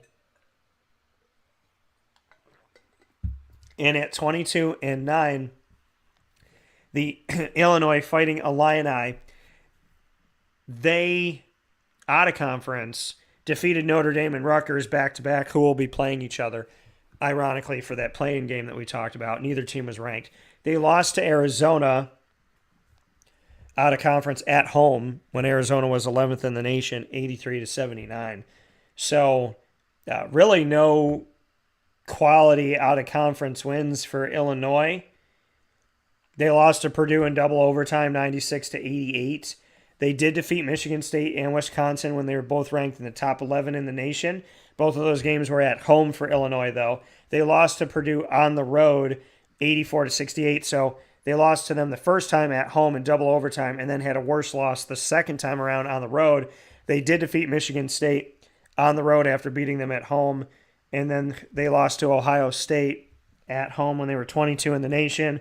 Defeated Michigan on the road. That's helpful, 93-85. Defeated Iowa, who ended up winning the Big Ten tournament, and that was their last game of the regular season, 74-72. And then they did nothing in the Big Ten tournament. So there's a bunch of things against Iowa or Illinois State, or pardon me, Illinois. There's a bunch of, let me get it right the third time. There's a bunch of things against Illinois, but then there's a bunch of things for them, like beating Michigan, beating Wisconsin, beating Michigan State twice. That's all helpful. Doing nothing in your tournament, that's not helpful. Having no quality wins outside of your conference, that's not helpful. Losing to Purdue worse than you did the first time around, that's not helpful. So it's like, yeah, there's good stuff with the Fighting Illini, but again, the committee loves the Big Ten. They're going up against 13-seeded Chattanooga, and the Mocs of Chattanooga won their conference tournament. Shout out to the Mocs for winning the Southern. And Chattanooga this season, they, out of conference, do not have any top 25 wins out of conference. And I don't believe they have any top 25 wins all season, which they do not.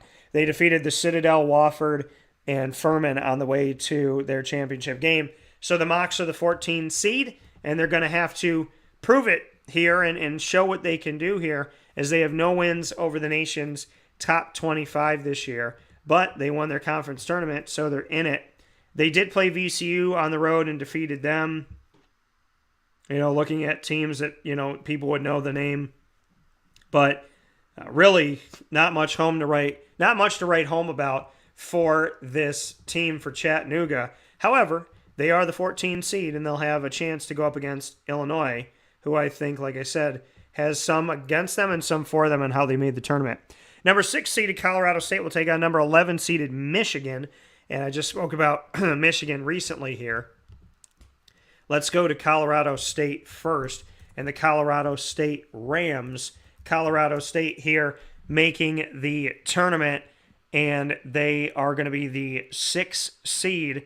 Colorado State this season, looking at what they did out of conference, they defeated Creighton by 14, 95-81. So that was big. Creighton wasn't ranked at the time, but obviously Creighton's had a better season playing in the tournament championship in the Big East, and that is nothing to breeze over by any stretch of the imagination. They lost big to San Diego State on the road. They lost that game by 30, 79-49, so that's not helpful for them at all. But and then they lost to Wyoming, who made the tournament 84-78 in overtime on the road. And then looking at, they defeated Utah State in the Mountain West Conference tournament. They lost to San Diego State again, 63-58, and they defeated San Diego State right before that, 58-57. So 1-2 against San Diego State, and the one win was by 1 point. So, I mean, there's something there. They defeated Boise State on the road as well, 77-74 in overtime, and then defeated them again at home, 71-68. Boise State made the tournament. So, the Mountain West got a lot of respect this year. So those wins may not mean a lot to you, but this year they meant a lot to the committee, it looks like. So, with the Mountain West getting, I believe, 4 teams in, beating Boise State twice is big. And then they split with Wyoming, and then they were able to get at least one win against San Diego State, despite losing the other 2 games. So there's something to be said about that we have Colorado State in the tournament. They're going to face off against Michigan in the Big Ten. Michigan, the 11 seed, and Michigan this year out of conference lost to Seton Hall 67-65, lost to Arizona 80-62. Arizona, believe it or not, wasn't even ranked at the time, and that was a neutral court game. They lost to North Carolina by 21 points, 72-51 on the road. Defeated San Diego State 72-58 at home. And really, I mean, they lost to UCF, who didn't make the tournament. They lost to them on the road by 14. They lost to Rutgers, who's in a play-in game this year. They lost to Illinois. So, I mean, looking at their schedule, they split with Michigan State. They beat them by 17 the second time around, so that's helpful. They beat Purdue in one of 2 games. They blew them out 82-58 the second time around. That was at home. And then they didn't do anything in the Big Ten tournament. And with Iowa this year, they split and they beat them on the road. So Iowa wins the Big Ten tournament. The Big Ten gets a lot of respect. They split with Iowa, so that helps them. Michigan State, splitting with them helps them, and splitting with Purdue helps them. That's really what I think ultimately helped this team, because Michigan honestly has made a case why they should be a play-in game. And in my brain, they were. So, yeah, I mean, I'm not sold on Michigan. So, Colorado State could be having fun with that one. We'll see. We'll see what Juwan Howard and the team can do here. Now, they punched their ticket after another punch, but I digress. Tennessee, the number 3 seed, up against 14-seeded Longwood, looking at this matchup. And there's also the question that comes up here on Juwan Howard. And should he even be coaching in the tournament right now? Should he even be allowed to coach in the tournament? And that's a question that comes up here, as we see in the Michigan-Wisconsin game. I'm watching the video right now in the moment, and wanted to take a look at this as it's happening here. As they were going through the shake hands line, and Juwan getting in an argument here, and both teams doing it, and he threw a punch, and I believe he got suspended 5 games.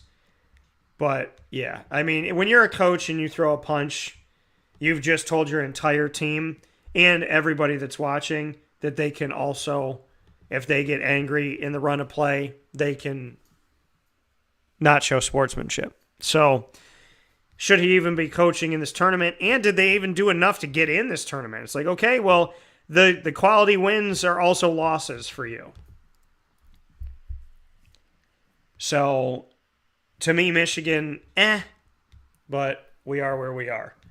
And whether or not he should be coaching in the tournament, I think you can argue that he should. I mean, any coach that punches another coach, and this is the thing, this is the irony of it all, it's in the shake hands line. It's in the line where you're forced to show sportsmanship. It's the one time during the game where you have to pretend to like each other for about 3 seconds. Right? Good game, good game, good game, good game, good game, good game, good game, good game, good game, good game. I mean, it's very quick. The entire run of you going up and down the line is less than a minute, I would imagine. Maybe you know what I mean? Maybe a minute, maybe 45 seconds if nobody stops to talk to you. It's very quick. They show it at the end of the game while they're running the credits, right? It's a very quick thing. So at a time where sportsmanship is required, that's when Juwan Howard throws a punch. It should be required the whole time, though. But the shake hands line is literally a time where you're just supposed to shake hands and say, have a good day. So I don't agree with that. I don't necessarily agree that he should be coaching right now. Tennessee, the 3 seed, number 14 seeded Longwood, the Lancers of Longwood, mind you. So Tennessee we're going to take a look at first. And the Tennessee Volunteers, as we take a look at their season this season, Tennessee 26-7, and they go up against Texas A&M and win the SEC tournament. With the SEC, again, with them getting so much love and Texas A&M playing in this tournament, championship, it doesn't get in, makes no sense to me whatsoever at all. So we look at Tennessee this year.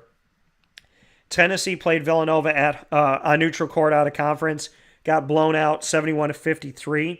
They defeated North Carolina when North Carolina was 18th in the nation on neutral court, 89-72. They lost to Texas Tech this year on neutral court, 57-52 in overtime. And then they defeated Arizona. That's big. They defeated a number 1 seed. That was when Arizona was 6th in the nation, 77-73. They lost to Alabama in conference. They split with LSU in conference. And then looking at some of the other games here, they split with Arkansas, who made the tournament. They defeated Kentucky 2 out of 3 times, so that's helpful. Split with LSU. And then I'm looking at the Alabama. They only played Alabama once, so they lost to Alabama, and that was it. So, yeah, I mean, Tennessee, with the love of the SEC and what they were able to do and splitting with a bunch of these teams that made the tournament, they put them in.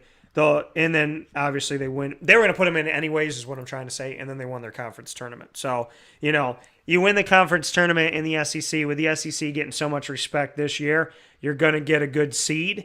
And, Tennessee, you can argue with all the love, would they have put them on the 2 line above a team like Duke with the ACC down this year and Duke not having a ton to write home about? But Tennessee ends up getting a 3. I think you could argue Tennessee to a 2, but they have a 3, and, it's just there's some confusion going on there with seeding.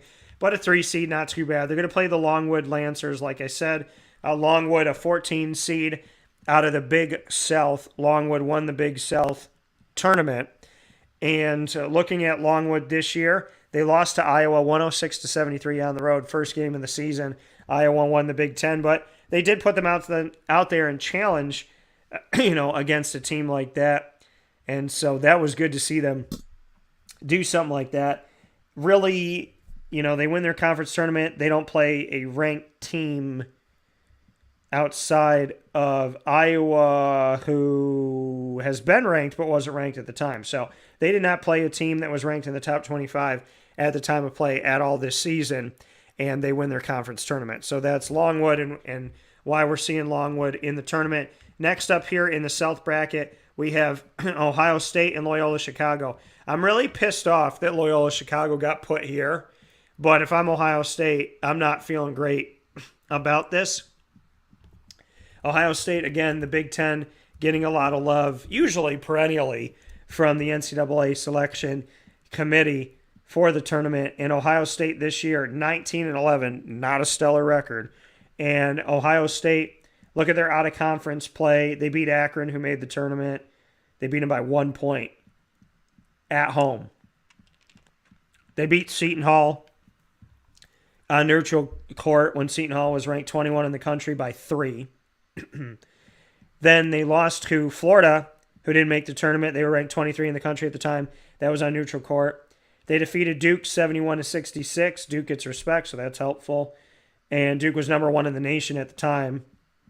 Then we look at, they defeated Wisconsin when they played them, and they were 22 in the nation at the time, Wisconsin was. I believe they only played Wisconsin once this season, though, and double-checking it, they did. So, yeah, I mean, they lost 4 of their last 5 games. They lost to Maryland and Nebraska, who didn't make the tournament. Maryland on the road, Nebraska at home. They defeated Michigan State down the stretch. That's helpful. They lost to Michigan and to Penn State. They didn't do anything in the Big Ten tournament. And then I'm looking at the fact that they beat Illinois on the road this season when Illinois was 15th in the nation. They did play Wisconsin twice. My apologies. They did play them twice. They went 1-1 against them. They defeated them 73-55 at home. And then they lost to Wisconsin when Wisconsin was better. Lost to them 78-68. So later on in the season on the road, lose to them by 20.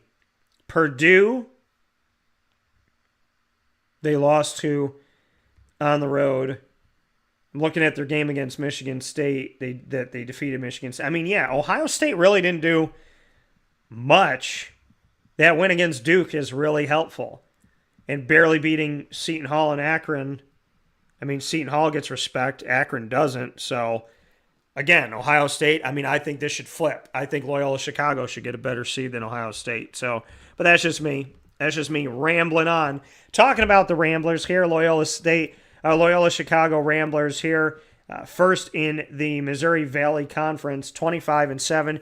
They won the Missouri Valley Conference tournament, defeating Bradley, Northern Iowa, and Drake. Remember, Northern Iowa for some of the things they've done in the NCAA tournament in the past here.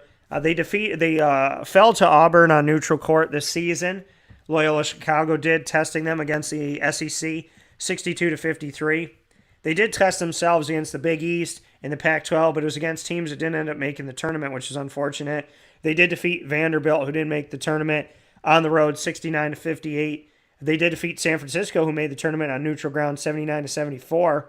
So that's another thing to take a look at. So again, I mean, I think there's some good stuff for Loyola Chicago, but this 7-10 matchup, listen, I would not want to be Ohio State in this matchup, and I hope Loyola Chicago continues to make noise. And Ohio State, listen, they did something, but again, like Illinois, they have as much against them as arguably they have for them this year on making the tournament as an at-large team. And then we have number 2-seeded Villanova against 15-seeded Delaware. I wish Delaware was somewhere else in the bracket because I don't think this is going to be a good day for Delaware. Delaware might lose by 30 in this one. They might score 43 points. Villanova in this game, or in this season, listen, if you're the Big East and you win the Big East tournament, I think you got a shot of being a number 1 or a 2 seed. That's why I'm not surprised if Villanova gets this. Duke being on the 2 line above Tennessee, I don't agree with, because Villanova-Duke, I think Villanova could trounce Duke. I really do. Now, Duke is like 2 different teams this year. And so, but I think Duke is more vulnerable than Villanova, in my opinion. Villanova lost to UCLA when UCLA was 2nd in the nation this year on the road. That was 86-77 in overtime. They defeated Tennessee on neutral court against the SEC, 17th in the nation. They played Purdue, and Purdue was 6th in the nation, lost 80-74. And then they lost to Baylor in a low-scoring game. They only scored 36, 57-36 on the road at number 2 Baylor. And then we look at what else they did. They went 2-1 against Creighton, including winning the Big East championship. They went 1-1 against UConn when UConn was ranked in the top 21 in the nation both times, and they lost to UConn by 2, and then they defeated UConn by 3, so some close games there. Providence, they defeated 76-74 when Providence was number 9 in the nation. That was at home. They defeated Providence when they were 8th in the nation on the road as well, so that's helpful, 89-84. They defeated Seton Hall this season twice on the road and at home. So some good wins inside of the Big East. and the Big East gets respect. Good win against Tennessee on neutral grounds, and, losing to UCLA and Baylor, not helpful, but Villanova doing enough. And like I said, Big East gets respect. They won the Big East tournament. A lot of those teams are in the tournament. So, again, well, Dan, why did you say that? The Big Ten gets respect. Why are you fighting about Ohio State? Because Villanova won the Big East tournament. Ohio State did nothing in the Big Ten tournament. Two teams get respect from the committee. Deservedly so, undeservedly so. You look at the records. You look at what they did. Villanova doesn't have great. They have good out-of-conference moments, not great out-of-conference moments, but they did what they needed to do inside of the Big East, and they won the Big East tournament. Ohio State doesn't have necessarily great moments non-conference, and then in the conference, they did as many things against them, like I said, as many things for them. That's what I look at here when I look at breaking this down. Like Villanova, in their conference, Villanova had the entire year, they had 4 losses. They avenged the loss, so they split with UConn. They lost twice to Marquette, and they lost once to Creighton out of 3 tries. So I'll argue Villanova all day against Ohio State this year. And then they're playing up against the Delaware Blue Hens, and the Delaware Blue Hens won their conference in the CAA, the Colonial Athletic. And looking at the Delaware Blue Hens in this one, taking a little peek here at what they did here. They lost to Davidson on the road. Davidson made the tournament. They lost by 22 to Davidson in that game. Outside of that, really nothing else to write home about. It's funny, there's a Delaware and a Delaware State, if y'all didn't know. And they did not play any ranked teams this season in their entire schedule. So, fittingly that they're a 15 seed and they're going up against a team that, if they had done some other things right, could have potentially been a 1 seed. So I'm excited to see this. That is the South bracket. We'll take a step aside on Wake Up Call with Dan Tortora and come back as we continue to break down the bracket with you. You will have no excuse when you watch this show and we break down every one of the 68 teams, every single game, and the playing games inside of the Cafe Kubal studios. You have no excuse that you didn't know information about every single team, every bracket, every matchup. We're breaking it all down here on Wake Up Call with Dan Tortora, where sports meets that thing called life. So make sure that you follow us back, as we still have the Midwest and the East to take care of here on Wake Up Call with Dan Tortora.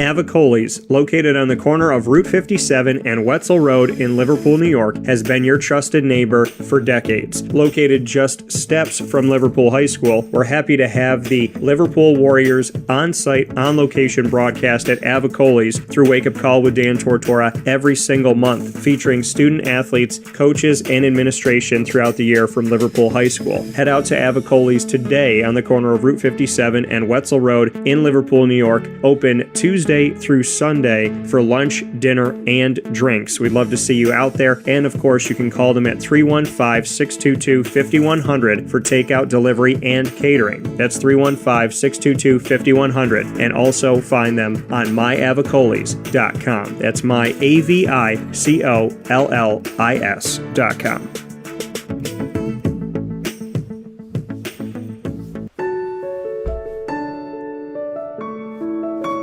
Having peace of mind when you're out of town that your furry-loving friend is safe and sound means taking them to Canine Campground, because we all know that when it comes to the love of our pets, it goes well beyond the call of duty to make sure they're safe and sound. Right, Lily?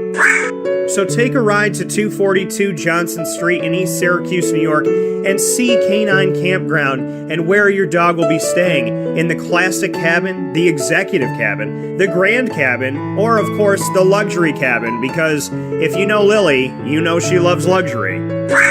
Now you don't have to wait to the last minute to find a family member or a friend that'll take your dog for a few days. Call Canine Campground at 315-299-4013. That's 315-299-4013. Their drop-off and pickup times are Monday through Sunday. Check K9campground.com for more information. That's the letter K, the number 9, and campground spelled with a K.com. K9campground.com. When you're going out of town, bring your dog to K9 Campground.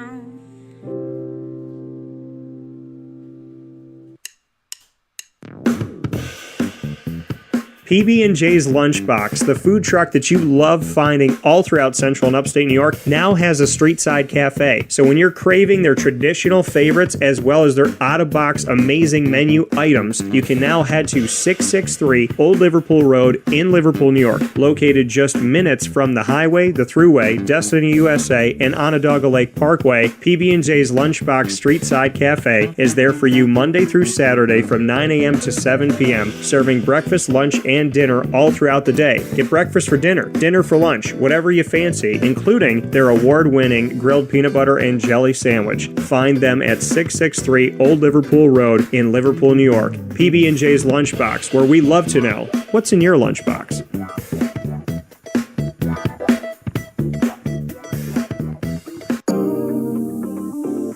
As a patient, what do we want?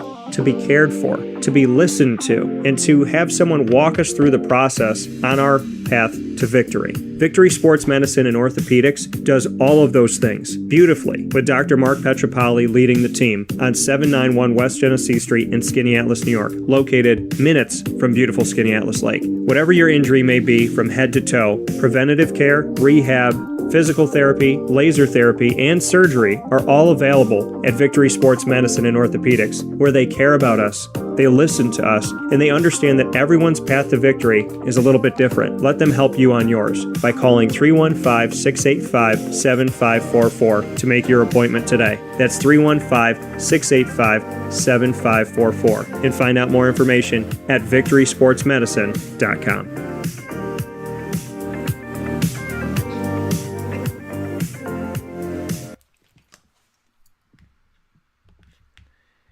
Welcome back here to Wake Up Call with Dan Tortora on wakeupcalldt.com, your one-stop sports shop, and on mixlr.com/wakeupcalldt, where sports meets that thing called life. From inside of the Cafe Kubal studios, always happy to be here with you, and thank you so much for being here. Cafe Kubal, 3501 James Street, 401 South Salina Street, inside of Golisano's Children's Hospital, all of those in Syracuse.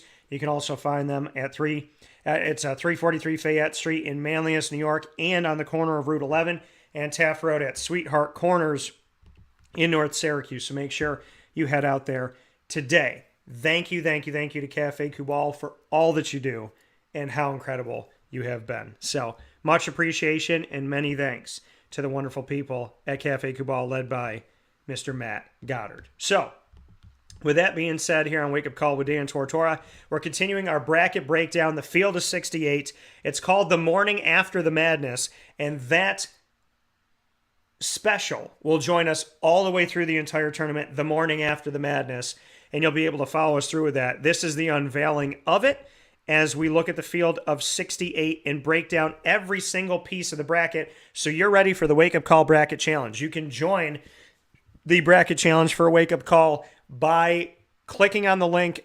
All of you that are on the live feeds right now, if you're on mixlr.com/wakeupcalldt, facebook.com/wakeupcalldt, or on youtube.com/wakeupcalldt, you can all go to the same link and click on it. It's in the feed for all of the live feeds right now, MixLR, Facebook, and YouTube. I put it in the comments section, and all you have to do is click on it. It'll take you right to the bracket, and you could join our bracket challenge for free all around the world. And I want to thank everybody that has over the years, as we have set records on Yahoo worldwide for being one of the top 50, if not top 20, top 25 bracket pools in the entire world as far as the amount of people that have joined the bracket. So thank you for making our pool so big and so much fun.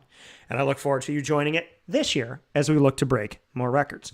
With that being said, we're in the Midwest right now, and we have the chance to look at the third number one seed, and that is the Kansas Jayhawks. So, Kansas Jayhawks starting things off for us. Kansas Jayhawks are going to go against the winner of the play-in game, Texas Southern and Texas A&M Corpus Christi. Corpus Christi. Yeah, I want Rice Krispies. Think about Rice Krispies, Corpus Christi, put it together, Corpus Christi. So Kansas against Texas Southern or Texas A&M Corpus Christi. Here's the other disrespectful thing. Texas A&M doesn't make it, but Texas A&M Corpus Christi does. I guess the committee's like, well, Texas A&M made it. Or maybe they looked at it the wrong way. I don't know what they did. But anywho, 2 teams in Texas. Here's the cool thing about it. They're going to have to play in Dayton for the right to play Kansas.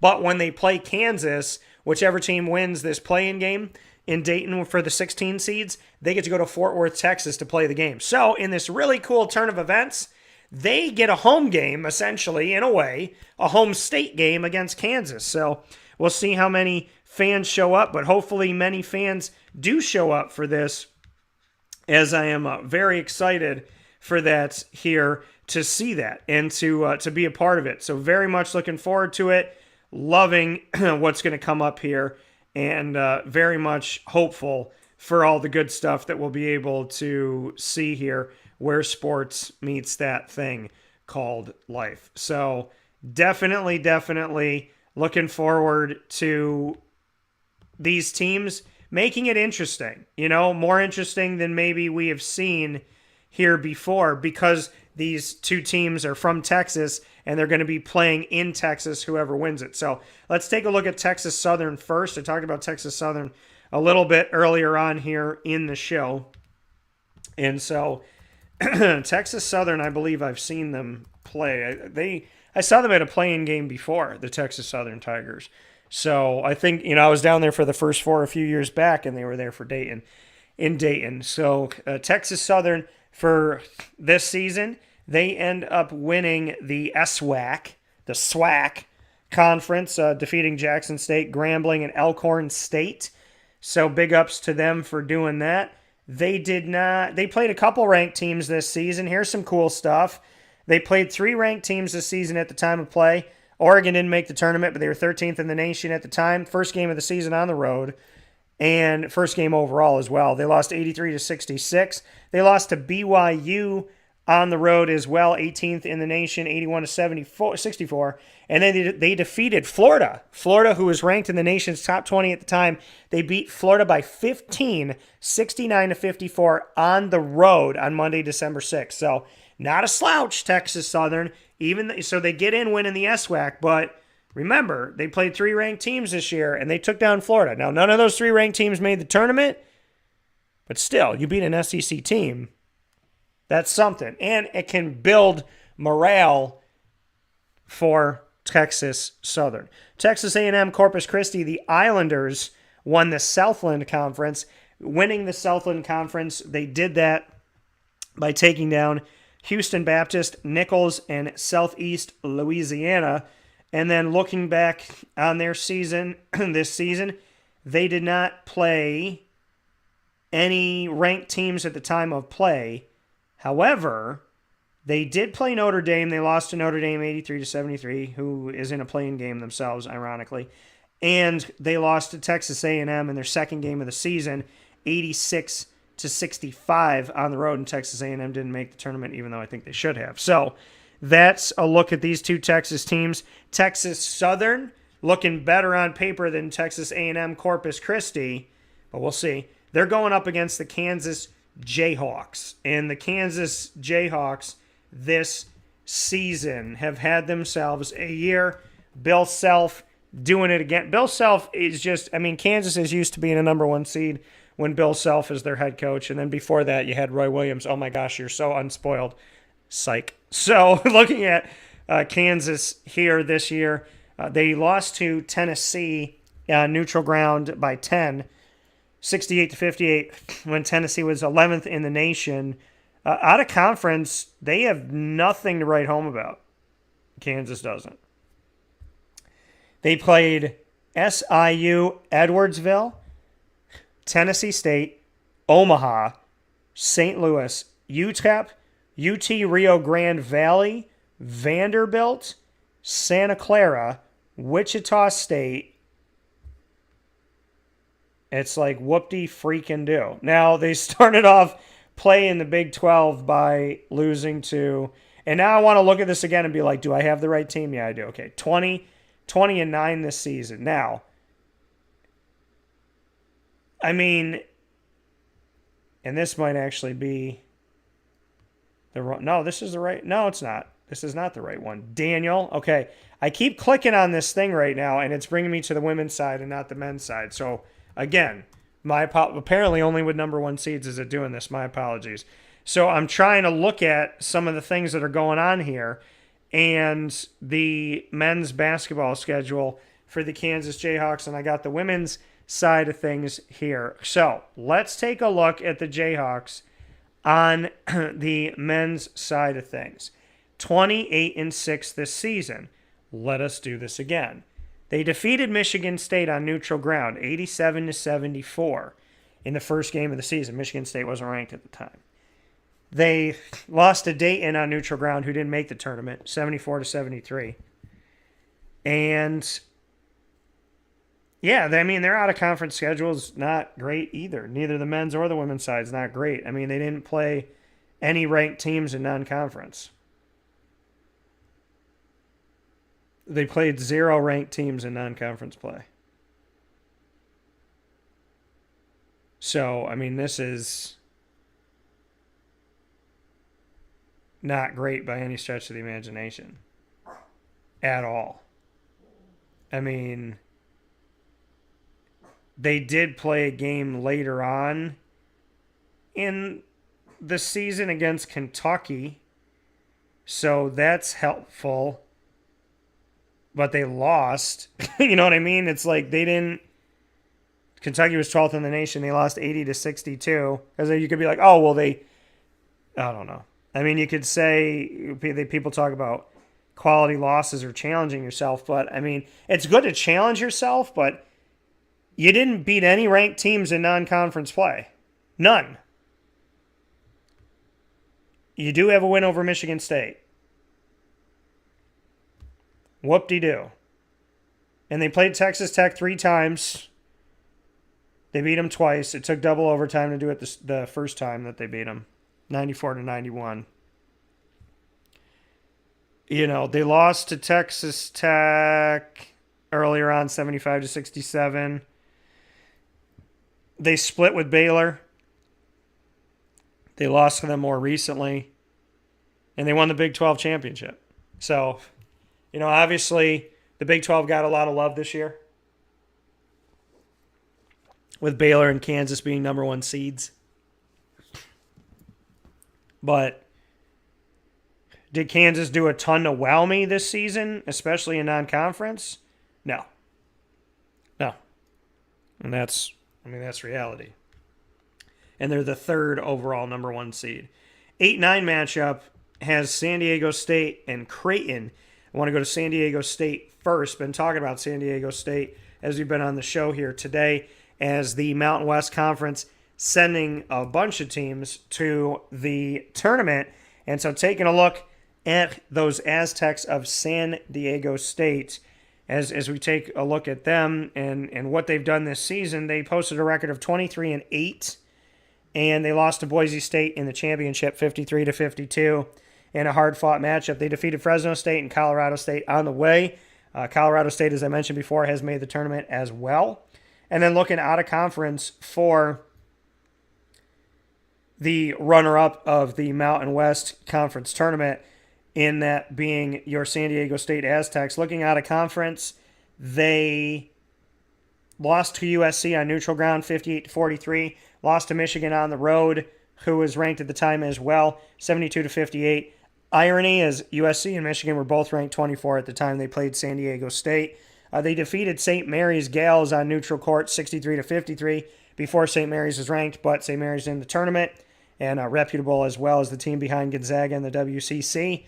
And then, you know, they went up against Colorado State earlier this season and went 1-1. So overall 2-1 against Colorado State this season. Wyoming made the tournament.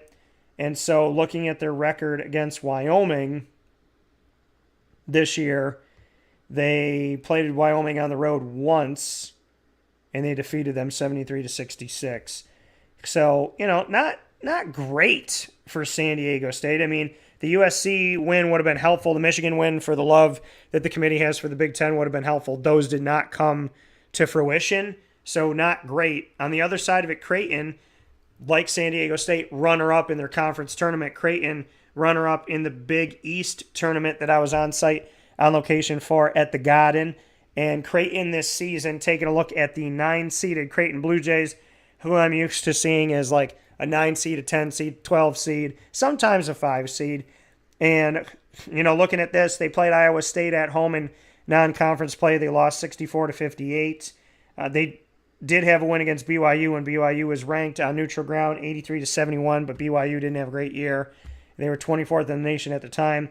Creighton did defeat Villanova earlier on this season, and so that's something to write home about, is they did defeat them the first time around, then they lost to them the last two, 54-48 by 2 possessions at the end of the Big East Tournament Championship game. Against Providence, they went 1-1 this season. Against Seton Hall, they went 1-1 this season. Against UConn, they went 2-0 this season. So, and UConn, ranked there, so that's a good thing too. Georgetown, they took care of business and took down Georgetown. They split with Butler this year. Butler didn't have the best of years. Xavier, they lost both games to Xavier, so that wasn't a good look for Creighton. That might assist in them becoming a 9 seed and not better than that. But, playing in the Big East Championship, I think there's something to be said about that and something to be had about that. Creighton is one of those teams that's hard to pick in the tournament because they're like Wisconsin. It's like if I pick them, they lose. If I don't pick them, they win type of feeling. But Creighton, they've been battle tested in the Big East, and hopefully maybe they can finally, under Coach McDermott, make a splash here in the NCAA tournament. Iowa is the 5 seed up against 12-seeded Richmond. I mentioned Iowa and Richmond earlier on in today's show as we are checking out the whole field of 68 in Wake Up Call's first edition of the Morning After the Madness, the Morning After Selection show, and giving you information on all 68 teams in the men's Division I NCAA tournament, so you don't have any excuse as you fill out your bracket to be prepared for this upcoming bracket challenge that you can join for free for Wake Up Call. The Wake Up Call Bracket Challenge has the Syracuse logo on it, and you can join the Wake Up Call Bracket Challenge by going to our Facebook live feed, facebook.com/wakeupcalldt, youtube.com/wakeupcalldt, and on mixlr.com/wakeupcalldt, and just click on the link, and that'll bring you directly to us. So make sure you do that here this morning and within the next couple days. So, Iowa this season, they defeated Longwood, the Lancers, who won their conference tournament, beat them 106-73. And then there's actually there's a school called Kansas City, believe it or not. They beat them. They lost to Purdue, 77-70 at Purdue, when Purdue was second in the nation. They lost to Purdue again at home when they were 6th in the nation. Purdue was 83-73. But they defeated Purdue in the What Have You Done For Me Lately game in the Big Ten Championship. So, beat them 75-66. Defeated North. They had to win 4 games in the Big Ten tournament to get here. Northwestern, Rutgers, Indiana, Purdue. Purdue was the only ranked team, but winning 4. Big ups to Iowa for doing that with their seeding in the Big Ten tournament. So excited to see them and see them get here and to see how they got here. Because, like I said, looking at the seeding and Iowa's seeding in the Big Ten tournament, when you take a look at it in the grand scheme of things, they didn't have the best seeding, and that, because you look at a bunch of these teams that made it here and you say, oh, okay, like what was their seed and this, that, and whatever. Iowa was seeded 5th in the tournament, and so they didn't play the first day, but they had to play the 2nd, 3rd, 4th, and 5th days of the Big Ten tournament. And a bunch of these teams that you see advance, they get a bye until deeper into the tournament. In the ACC, you can get a double bye, which is huge. So there's a lot of, good things that can come from that. This team had to definitely fight to get to where they are in Iowa, so I respect it. Ohio State made the tournament. They played up against Ohio State and defeated them 75-62 on the road when Ohio State was 18th in the nation. Against Illinois this year, they lost 74-72 on the road. Speaking of Iowa, they split with Michigan 1-1. So, again, Big Ten gets a lot of publicity. They get a lot of love. Against Wisconsin, they didn't do great. Speaking of Iowa this year, lost to Wisconsin on the road. Didn't play Wisconsin. And that's the thing, too. You didn't have to play Wisconsin twice. You didn't have to play Ohio State twice.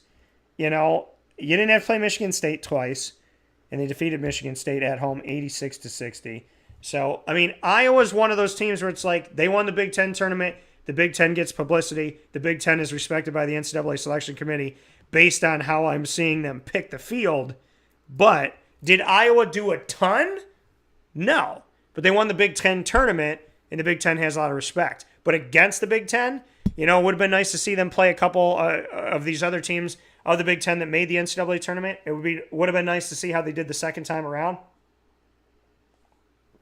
But the what have you done for me lately? Beating Purdue when Purdue was ranked one of the top teams in the nation this year. That was big for Iowa, and it was in the Big Ten tournament championship. So, they're going to look at that. I would have liked to see a little bit more from Iowa. Before we get to the 4-13, I want to take a look at Richmond here. The Richmond Spiders won their conference tournament in the A10. And again, like I said, you win your conference tournament, you get in. What have you done for me lately? Again, with Iowa, I would have liked to see them against Illinois again, against Wisconsin again. I would have loved to see those. I would have loved to see more out of conference top 25 play. And so that would have meant more to me personally when I'm looking at Iowa. But going through the Big Ten, knowing the Big Ten's respected, and winning 4 games in 4 days, and doing, and then beating Purdue and avenging that. They have a 1-2 record against Purdue. Again, like a bunch of other Big Ten teams. There's things against them that you are like, that's not great. But there's only one team that wins a Big Ten tournament. The Big Ten gets a bunch of teams in every year. Iowa won it. So Iowa, obviously is going to get some pub. And I'm not going to argue anything crazy because they got a 5 seed. If they got a 2 or a 3, I would have issue with that, but they didn't. So it's okay. Richmond Spiders won the A10 tournament over Davidson. Them and Davidson made it to the NCAA tournament this year, as I mentioned. Rhode Island, VCU, Dayton, Davidson. Those are 4 games in 4 days that Richmond had to do. Not easy for any team, especially when you have to see a team arguably maybe 3 times a year. So because of the tournament. So definitely big ups to the Richmond Spiders. I know when I mention the Richmond Spiders, Syracuse fans collectively cringe as they beat Syracuse when they were a 15 seed and Syracuse was a 2 back in the day. Nothing to write home about out of conference for them. And then in conference against Davidson this year, they only played Davidson once before they played them in the tournament. They lost by 3, and then they avenged that loss 64-62. They played Dayton, who didn't make the tournament, and they split with Dayton 1-1. So there's something to look at there, and really not too much to write home about the Richmond Spiders as far as who they played up against, but excited to see them in this 5-12 matchup because they could play spoiler. Providence is a 4 seed. They got love from the Big East. They were the number 1 seed in the Big East tournament, and they got blown out by Creighton, 85-58, by almost 30 points. Right before Creighton lost by 2 possessions to Villanova in the championship. In that Final Four of the Big East tournament, Providence got spanked. So the committee got to be looking at total body of work here as they looked at the Providence Friars to give them the seeding they gave them as a 4 seed in this. And taking a look at the Providence Friars, 25-5 this season under Ed Cooley. I feel like Ed Cooley's a name that not a lot of people knew. Ed Cooley was one of those guys that people didn't really think about. He was a guy that I think was probably on the chopping block that some people thought was going to get fired a few years ago. And now everybody's like, oh, Ed Cooley should coach Syracuse. Ed Cooley should go here. Ed Cooley should take this job. It's funny how a year will make people hope that you don't check anything they said in the past. And so looking at this, Wisconsin, they defeated Wisconsin. Providence did on the road 63-58. Wisconsin wasn't ranked at the time, but obviously Wisconsin got better with time, so that's a quality win. Texas Tech wasn't ranked at the time either, but got better as they went on. They defeated them at home 72-68. They defeated UConn in conference. Providence did. Looking at UConn here, they only played them once this season because they had to cancel one of their games. They defeated UConn on the road. UConn was 20th in the nation, 57-53. They defeated Seton Hall as well this season. They only played them once because the other game got canceled. 70-65 at home. Seton Hall was 15th in the nation at the time. And then we look at some of the other games that they had here. They had top 25 wins against Xavier on the road and Marquette at home. Neither one of those teams made the tournament. And Providence lost to Villanova 89-84 and then lost to them again 76-74. So on the road and at home, that's not helpful. Lost to Creighton, got blown out by Creighton. And, we see them where we see them. Now, Creighton's a 9 seed. Providence is a 4. And Creighton blew out Providence. So you look at the schedule and you say, why then, if Creighton blew out Providence head-to-head, why does Providence have such a better footing here? And it's like, well, they had the best record in the Big East going into the Big East tournament. They were the number 1 seed. So there's something there. But, yeah, you can be the number 1 seed and you can get bumped out in the first game you play. So I don't agree with Providence being a 4 seed because body of work doesn't command it so. I mean, the committee with Wisconsin, and then you look at Texas Tech, and so you say, okay, well, those are good wins out of conference. And then in conference, you got some good stuff, but the Big East tournament champion, Villanova, you never beat this season. So I think Providence was maybe seated a little bit too high. South Dakota State, the Jackrabbits. I have a South Dakota State t-shirt from back in the day, and the number 13 seeded Jackrabbits went 30-4 this season. One of the teams in the country to get 30 wins this year. Shout out to them for that. They played Bama-Lama on the road and wanted to test themselves against the SEC. They lost to Alabama, ranked 14th in the nation at the time, 104-88, but they put up almost 90 points on them, so respect for that.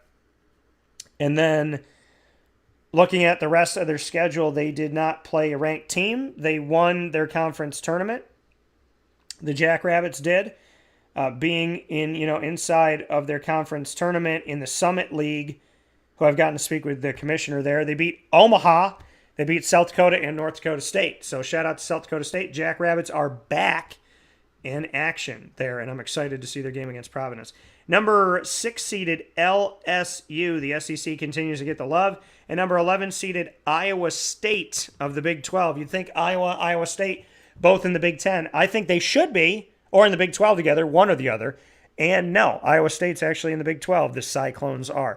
So we're going to go to, first and foremost, the LSU Tigers and give you some thoughts on that as we break down the field of 68 in the morning after the madness. Specials we'll have all throughout the tournament, exclusively on Wake Up Call.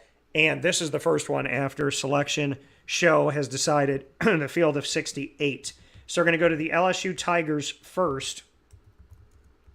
And LSU here this season went 22-11. And their out-of-conference schedule, how that looks, really nothing. Like, genuinely nothing to write home about. They did not play a ranked team. And the teams that they beat did not make the tournament. So, nothing there. And then, they defeated Louisiana Tech, Northwestern State, Lipscomb, Wake Forest, Penn State, Belmont, McNeese, Liberty, Texas State, Louisiana Monroe. So we look at LSU and you say, okay, well, then what got them in the tournament? What got them a 6 seed? Well, inside of SEC play, they lost a ton of games, and then they won some games too. They really didn't have a great record this year, and they actually were 9-9 in conference play. So you look at it and you say, okay, first game against Auburn, they lost. Did they avenge that? So first game against Auburn, they lost 70-55 on the road. Auburn was 11th in the nation. They didn't play them again. Then you look at it and say, okay, well, Alabama, they lost to Alabama earlier on in the season, and then they defeated them 80-77 in their final regular season game in overtime, and that was when Alabama was 25th in the nation. They only won one game in the conference tournament. That was against Missouri, 76-68. They lost to Arkansas, 79-67. Earlier on in the season, they lost to Arkansas as well. Against Kentucky this year, they split with them 1-1. And, yeah, they defeated Texas A&M both times. Maybe that helped their case. But to be a 6 seed with a 9-9 record in the SEC, I know you like the SEC committee, but not a lot of great arguments for LSU. Nothing to write home about non-conference. 9-9 in the conference. Didn't do much in your tournament. Won a game and lost a game. So LSU, I don't know how you argue that one. Iowa State being a 6 seed. Iowa State, though, take a look at Iowa State. Big 12. Iowa State's 20-12 this season. And with their 20-12 record, they didn't do anything in conference play in the Big 12. Lost to Texas Tech early on. Now, looking at their play against Baylor, they lost to Baylor, who's the number 1 seed. They lost to Baylor twice this year. And looking at their play against Kansas, they lost to Kansas twice this year. So then I go out of conference and I say, okay, what did Iowa State do out of conference? Well, they beat Memphis, who was ranked 9th in the country on neutral ground at the time, 78-58. That was good. They beat Creighton on the road, 64-58. That was good. Creighton wasn't ranked at the time. And they beat Texas Tech the first time, not the second. So 1-1 against Texas Tech, 0-2 against Kansas, 0-2 against Baylor, against TCU, 1-1, beat them by 3 the second time around. First time around, lost to TCU by 15 at home, then beat them on the road. So, again, Iowa State, these are two teams that are kind of, ugly records playing each other. So, we'll see one of those ugly records move on, I guess. Now, again, you look at the committee and you go, okay, you love the SEC this year. You typically love the Big Ten. You typically love the Big 12. But Iowa State did nothing against Kansas, did nothing against Baylor. Really didn't do a lot out of conference except for their win. I'll give them credit for that win over Creighton and the win over Memphis. But beyond that, not great. So that's that's that part of the Midwest bracket. We go to number 3 Wisconsin, number 14 seeded Colgate. I said something really funny about Wisconsin, about how God works and how things end up shaping out with Wisconsin from year to year. You should go watch the tape in my Pizza Man Pub live on-site broadcast with Syracuse Orange basketball alum Gene Waldron, because that was really, really just in the moment fun, what I said about Wisconsin and then what ended up happening. So it's like every year with Wisconsin, it's a constant challenge. So I give God the high five and I say challenge accepted. So Wisconsin basketball this year, taking a look at them, 24-7 on the season, ranked in the nation's top 15. Out of conference play, they defeated Texas A&M neutral ground. They defeated Houston neutral ground 65-63 when Houston was 12th in the nation. They defeated St. Mary's before St. Mary's was ranked 61-55. They lost to Providence before Providence was ranked at home for Wisconsin 63-58. They lost to Ohio State in conference the first time around and defeated them the second time around They lost in the tournament to Michigan State, didn't do much of anything in the Big Ten tournament. Against Purdue, those are reputable wins this season. They have 2 of them. Purdue is 3rd in the nation when they beat them on the road, 74-69. 8th in the nation when they beat them 70-67 at home. And they split with Rutgers. They lost to Rutgers at home 73-65. Against Michigan State this year, they split with Michigan State, beat them on the road. See, the thing is, the teams that they split with in the Big Ten, they beat them on the road. And they beat them more recently. Like, that's the good there. You know what I mean? It's like they beat Purdue twice, and then Michigan State, you lose to Michigan State at home, you beat them on the road. They're still a top 25 team at the time. And then you look at, like, against Michigan, they only played Michigan once this season. They took care of Michigan by 14 at home. But then you look at Rutgers, and you're like, okay, they lost to Rutgers, but then they beat Rutgers on the road. So the thing that helps Wisconsin is avenging losses in conference on the road and in the what have you done for me lately. And then beating Texas A&M, I think, is a reputable win, even though they don't get in. Beating Providence, beating Houston, beating St. Mary's, all good teams out of conference. So, Wisconsin, shout out to you and kudos to you for, getting in there. A 3 seed, maybe a 4, but okay. 14 seeded Colgate, though, is who they're going to go up against. The Raiders of Colgate are the Patriot League tournament champions, 23-11 this season, and a win over Syracuse for the first time, some ridiculous 67 years or something I had written down. So 100-85, they defeated Syracuse at Syracuse. Just make note of that. And then, out of conference, they played NC State. They lost by 3. That was on the road. They played at Syracuse. They won by 15. Then they went and played at Pittsburgh and lost by only 3. They played at St. John's, lost 82-64. So they're willing to play these teams. Colgate played Vermont, too, on the road, lost 78-68. So they are testing themselves, which is good to see. And then inside a conference, they took care of business. They only lost 1 game in conference against Boston University. They beat. This is how they did. It was Army, Navy, Bucknell, Loyola, Maryland, Lafayette, Bucknell, American, Holy Cross, Lehigh, Loyola, Maryland, Lafayette, Army, Boston, American, Holy Cross, Navy, Bucknell, Lehigh, and Navy again. Colgate just taken care of the Patriot League. And when you look at this, 15 straight wins going into the tournament. 15 straight wins and 19 wins in their last 20 games for Colgate. Watch out, Wisconsin, because it's hard for me to pick Wisconsin. And now that they're playing Colgate, and Colgate's won 19-20, including 15 straight, I'm excited about this. Now, granted, I know Wisconsin's played different talent and yada, yada, yada, but I am excited to see this Colgate game. They got nothing to lose, everything to gain. USC 7 seed against 10th seeded Miami, and we'll take a look at USC first here.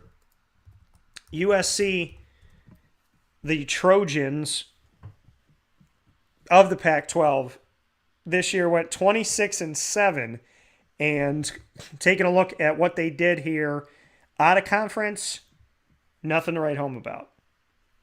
Literally nothing. In conference, they lost to Stanford on the road. Stanford wasn't ranked, and they didn't make the tournament. They lost to Arizona both times they played them. Speaking on USC, they defeated UCLA the first time and then lost to them the second 2 times, including in the Pac-12 tournament. They lost by 10. They lost by 7 to UCLA, and when they beat them by 3. Yeah, I mean, again, USC gets in. Arizona gets pubbed for beating USC, but did USC have a great year on paper? No. Miami, Florida, take a look at Miami and Jim Larranaga's team that I've covered for pretty much a decade now. Looking at their team, 23-10 this season. They lost to Virginia Tech, with Virginia Tech en route to winning the ACC tournament. They lost to Duke and never got the chance to play Virginia Tech. They lost to Duke 80-76. Gave them everything they could and almost came out of there with a victory. There were some timely fouls called in that game later on, whether you agree with them or not. There were some timely fouls that put Duke on the line. Now, Miami, out of conference, they lost handily to the SEC's Alabama, who was 10th in the country at the time on neutral ground, 96-64 by 32 points, gross.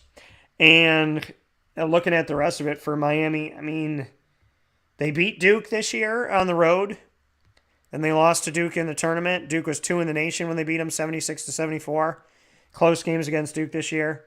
They beat North Carolina at home, 85-57 in a blowout. North Carolina's in the tournament, so that's something to write home about. They beat Virginia Tech the first time on the road, then lost to them by 1 point at home. They lost to Notre Dame at home, 68-64. So, they don't have a lot of great stuff going on here either. I mean, the win over Duke is very helpful, and the win over North Carolina is helpful. And no matter what anybody says, Duke and North Carolina, when you beat them any year, you get publicity for the NCAA selection committee. So good for Miami on that. They get a 10 seed, probably rightly seeded there. But again, they should be there before Texas A&M. Really, bro? So just saying. We finish up the Midwest in the morning after the madness. A special will be running all the way through the tournament exclusively on Wake Up Call with Dan Tortora that begins here in giving you my thoughts on the field of 68 so you don't have an excuse to not know something about every single team as you fill out your bracket in the Wake Up Call Bracket Challenge. That's free. It's on Yahoo, and you can look us up by looking up Wake Up Call, 3 separate words, or looking up the Syracuse logo, because I do keep that logo up every year. We get a lot of Syracuse fans that join, so even with Syracuse not being in it, we still get a ton of fans that join from year to year, and so we'd love for you to join it. The Bracket Challenge link is on Facebook.com, YouTube.com, and MixLR.com, / Wake Up Call DT. Those live feeds that you're watching and listening on right now, you can click in the comments there to that Yahoo link, and it'll bring you straight to the bracket so you can join our challenge. Auburn, the number 2 seed, 15-seeded Jacksonville State. The Tigers against the Gamecocks. We'll go to the Tigers first here. The Auburn Tigers, who could have been a 1 seed, but they did not do what they needed to do in the SEC tournament. The Auburn Tigers 27-5 this season, and they got bumped out by Texas A&M. They get a 2 seed after losing to Texas A&M, and Texas A&M still. There's literally 900 reasons it feels like why Texas A&M should be in this tournament. Auburn lost in the quarterfinals of the SEC, and they're a 2 seed. That's how high the SEC is in the view of the selection committee this year. That's how high they are. Auburn lost in the quarterfinals, and they got a 2 seed. Tennessee got a 3 seed for going farther and winning. How about this? Texas A&M doesn't get in for playing in the SEC championship. Tennessee gets a 3 seed for being the champions of the SEC championship. And Auburn gets bumped out in the quarterfinals of the SEC championship and gets a 2 seed. So they got ranked higher by the committee than the team that won the SEC tournament. And they got ranked higher than Texas A&M, who didn't even make the tournament after losing to Texas A&M. Bruh. That ain't right. So, Auburn, anyways, let's get to it. They lost in double overtime, 115-109, neutral ground against UConn when UConn was 22nd in the nation. Then, outside of that, they defeated Yale, who made the tournament at home. And then Auburn against LSU this year. They played them once. They defeated them at home 70-55. LSU was 16th in the nation at the time. Against Alabama, they defeated them twice this year, on the road and at home. And against Arkansas this year, they played Arkansas one time, speaking of Auburn. On the road, they lost in overtime, 80-76 in OT. They played Texas A&M twice this year, and they split with them 1-1, including losing most recently to them in the tournament. They lost to Tennessee. Here's the thing I don't get. How does Auburn get ranked higher than Tennessee when Tennessee wins the SEC tournament and they lost to Tennessee in the regular season? Like, you rank them higher than the team that they lost to that won the tournament that they lost in the quarterfinals to? Auburn loses in the quarters of the SEC tournament. Tennessee wins the SEC tournament. Tennessee's a 3. Auburn's a 2. Auburn lost to Tennessee on top of all of that. So I don't agree with the 2 seed for Auburn. I really don't. I think it's because they really wanted to make them a 1 seed, and they couldn't. So, well, I mean, I guess they could have, which would have made even less sense. But, yeah, that doesn't make sense. 15-seeded Jacksonville State, who won in the A-Sun Conference. Used to be the Atlantic Sun. They go by the A-Sun now. And Jacksonville State won the conference tournament in the A-Sun. So a shout out to Jacksonville State for the work that they put forward to get to where they are today.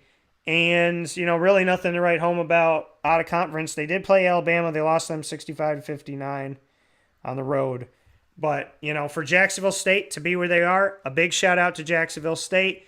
Big ups to Jacksonville State on what they did in this year's tournament in the A-Sun, and they have the opportunity to play Auburn. So, good stuff there. They just joined the A-Sun Conference, which is crazy. They just joined it. So that's the thing that's really interesting is they just joined the A-Sun. So, to see that is really insane.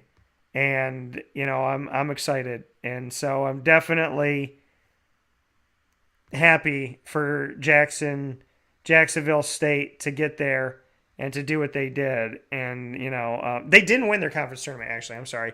Bellarmine did. But because Bellarmine just made the move to Division I, they can't participate in the postseason. That's what threw me off there, because I was looking up something that said the Gamecocks won it. They didn't.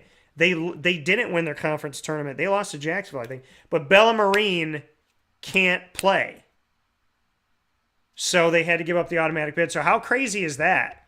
Jacksonville State with literally nothing to lose. They get in the tournament as the A-Sun champion when they weren't the A-Sun champion. Bellarmine was the A-Sun champion, but because they just moved to Division I, they can't qualify by NCAA ruling. They can't qualify for the tournament this year. That's so crazy. Because I was looking at that, and I was like, I know I'm looking at the right schedule here, and Jacksonville State didn't win it, but it's got them as the A-Sun champion, so very interesting. We'll take a step aside for a fast break on Wake Up Call with Dan Tortora. The East bracket is the final bracket for us to bring you in the Field of 68 the morning after the madness, setting you up for the entire tournament. You have no excuse to not know something about every single team in the Field of 68 after watching here on Wake Up Call with Dan Tortora. We're back right after this.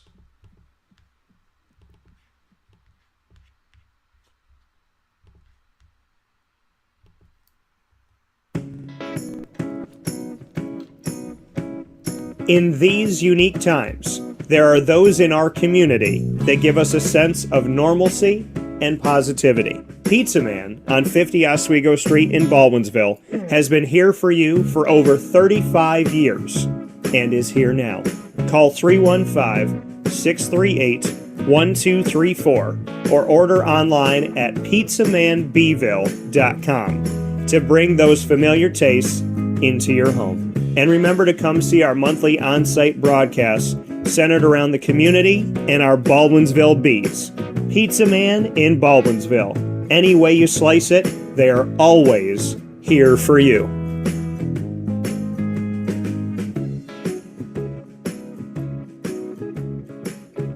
This is Jim Sikowski, owner-operator of Chick-fil-A Cicero, 7916 Brewerton Road in Cicero, right in front of the Home Depot.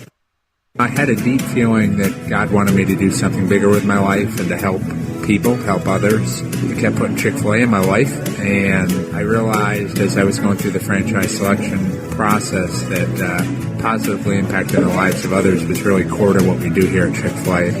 First of all, it starts with the food. The food is brought in fresh daily. We bring in local produce.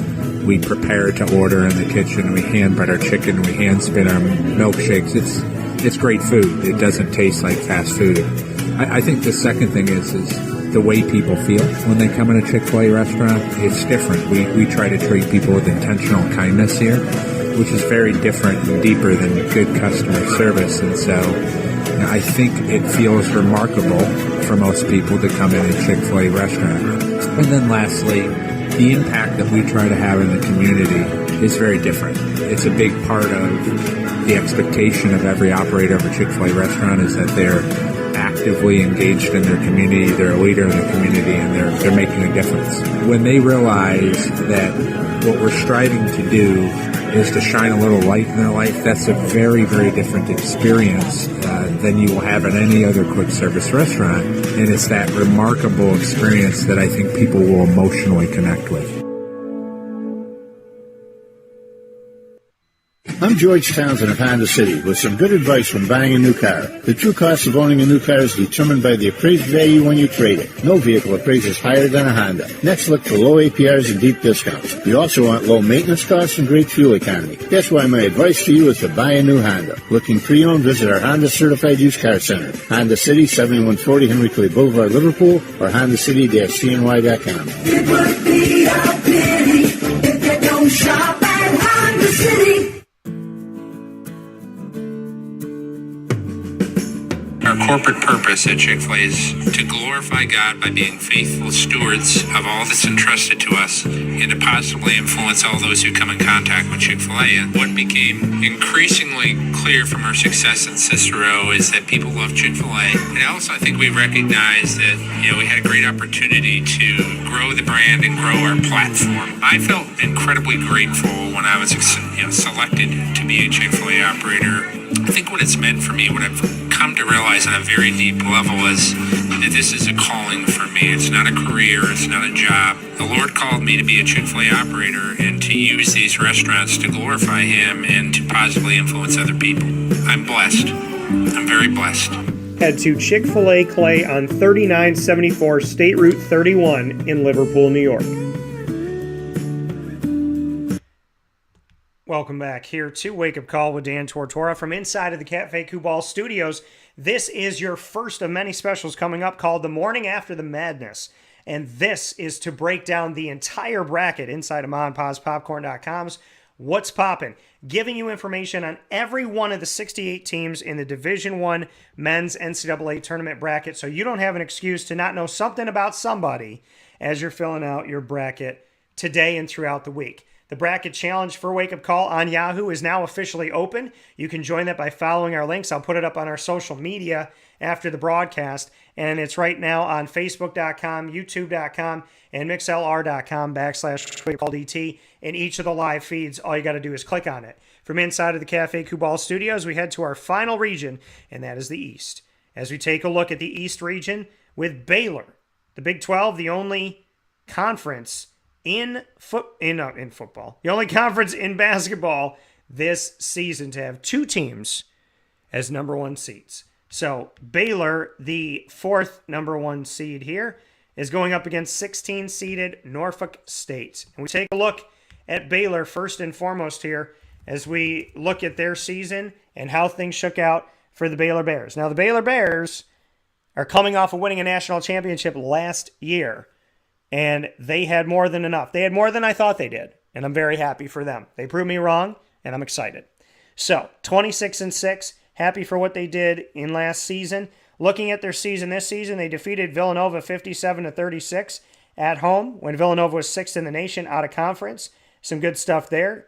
And then you look at their wins in conference against Iowa State. They beat them twice.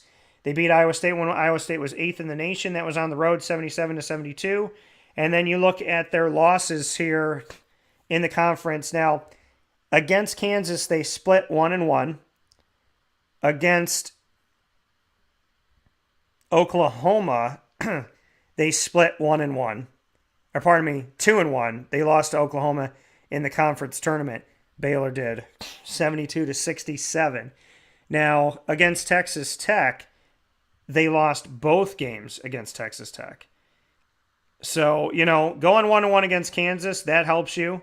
Villanova getting a 2 seed and defeating Villanova, that helps you. So, I mean, there's some helpers here. Can we argue that Baylor's the weakest nod to a 1 seed? Yeah, but they're 4th overall of the 68 teams. They are the 4th number 1 seed, so they could have been a 2 seed. And I probably would have argued them more into a 2 seed.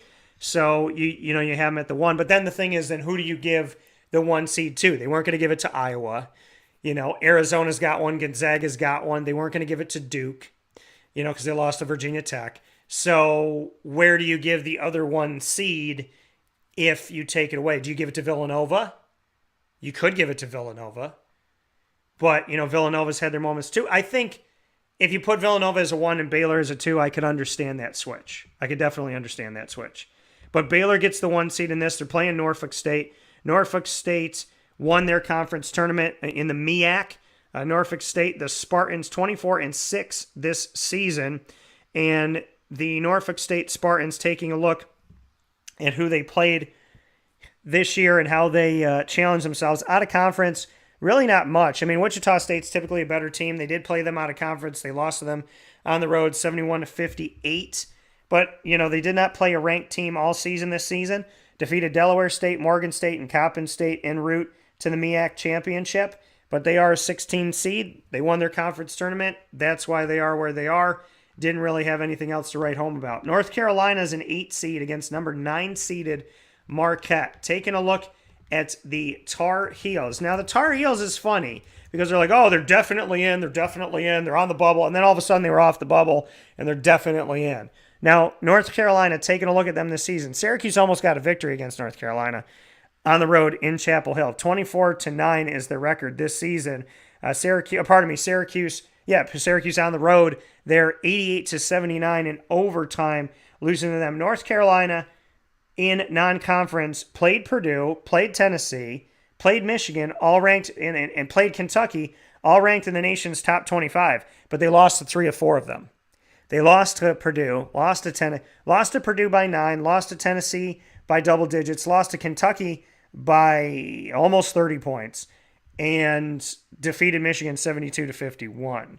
And then outside of that, you look at their games here, their losses in the ACC. They lost to Notre Dame, who's in the tournament as a play-in, lost to Miami, who's in the tournament as a 10 seed, lost to Wake Forest, who isn't in the tournament, lost to Duke but avenged that loss, lost to Pittsburgh, who's not in the tournament, and lost to Virginia Tech, and Virginia Tech went on to win the ACC tournament. So you got losses here against Wake Forest and Pitt that are against teams in the ACC that didn't make the NCAA tournament. And yeah, you played a pretty tough non-conference schedule, but you only won 1 out of those 4 games. So North Carolina, nah. And an 8 seed, nah. You know what I mean? So especially, again, for the 100 millionth time, arguing against Texas A&M has so many arguments that I've made them in like every bracket. If you go back and check the tape, I believe I have. Marquette made it as a 9 seed out of the Big East. Marquette beat the Fighting Illini of Illinois when they were 10th in the nation, 67-66 at home for Marquette. They went on to play St. Bonnie's, lost to them 70-54. Neutral court when Bonnie's was ranked 22. They lost at Wisconsin by 13 when Wisconsin was 23 in the nation. They lost at home against UCLA when UCLA was 4th in the nation by 11. And then you look at, they lost to Xavier. Xavier didn't make the tournament. They avenged that loss to Xavier. Then they lost to UConn twice. Then they lost to Creighton this season 3 times. They lost to DePaul, who's not good, but they have the win over Villanova when Villanova was 12th in the nation. And that was in February, a month and some change ago. And they beat Villanova at home 83-73, and they beat Villanova on the road 57-54, both when Villanova was ranked in the top 12 in the nation. That's how Marquette gets in the tournament, and that's it right there. And I think beating Villanova twice, they should have flip-flopped with North Carolina. I do. Because Villanova is a higher 2, arguably a 1, than Duke is at a 2. St. Mary's, the 5 seed of the Gales, playing up against 12 seed play-in game, Wyoming and Indiana. Let's go to the St. Mary's Gales first. typically a runner-up in the WCC tournament, only to Gonzaga. But St. Mary's put some work in there this year, 25-7. I love the West Coast Conference. I love what Gonzaga did to get them publicity, and then what St. Mary's did to be there as a number 2 as Gonzaga was gaining publicity for the WCC, that St. Mary's was known as that second-best team, and then how they played Gonzaga, and typically it's them and Gonzaga in the WCC Conference Tournament Championship, and then to see San Francisco, how they played Gonzaga this year, and that all 3 of them got in. I love it. I love it for the West Coast Conference. So St. Mary's this year, they beat Texas Southern, who's in the tournament. They beat Notre Dame, who didn't make the tournament, but on neutral court, that was good. Beat Oregon on neutral court, that was good. Only lost by 6 to Wisconsin on neutral court, and lost to Colorado State 74-58. That team made the tournament. San Diego State, they lost to them, and San Diego made the tournament. Neutral court 63-53. And then you look at inside of the West Coast Conference, they defeated San Francisco the both times they played them. They played Gonzaga 3 times, and they beat them once. That helps you get in. Hey, when you beat a number 1 seed and you have a winning record, typically you're getting in the tournament this year. That's what it's showing. If you win your conference tournament, for sure, but if you beat a number 1 seed and you have a winning record, there's something to be said about those teams making the tournament. So they beat Gonzaga 67-57, lost to them 82-69 in the tournament most recently in the championship, and lost to them earlier on in the season 74-58. They're doing the play-in game against Wyoming or Indiana. Let's look at Wyoming first. Wyoming, for their basketball team, the Cowboys, they are in the Mountain West, who sent 4 teams to the tournament this year. Again, for the West Coast Conference and the Mountain West, very excited. For the American, let down that they didn't let in SMU. For the SEC, let down about Texas A&M. So looking at the Cowboys of Wyoming, excited to talk with you about them in the Mountain West and what they have done in the Mountain West Conference to make it in as this play-in team. This season, they went 25-8, and they were first in the Mountain West. Out of conference, they played CSU Fullerton, who made it. They beat them on the road 79-66.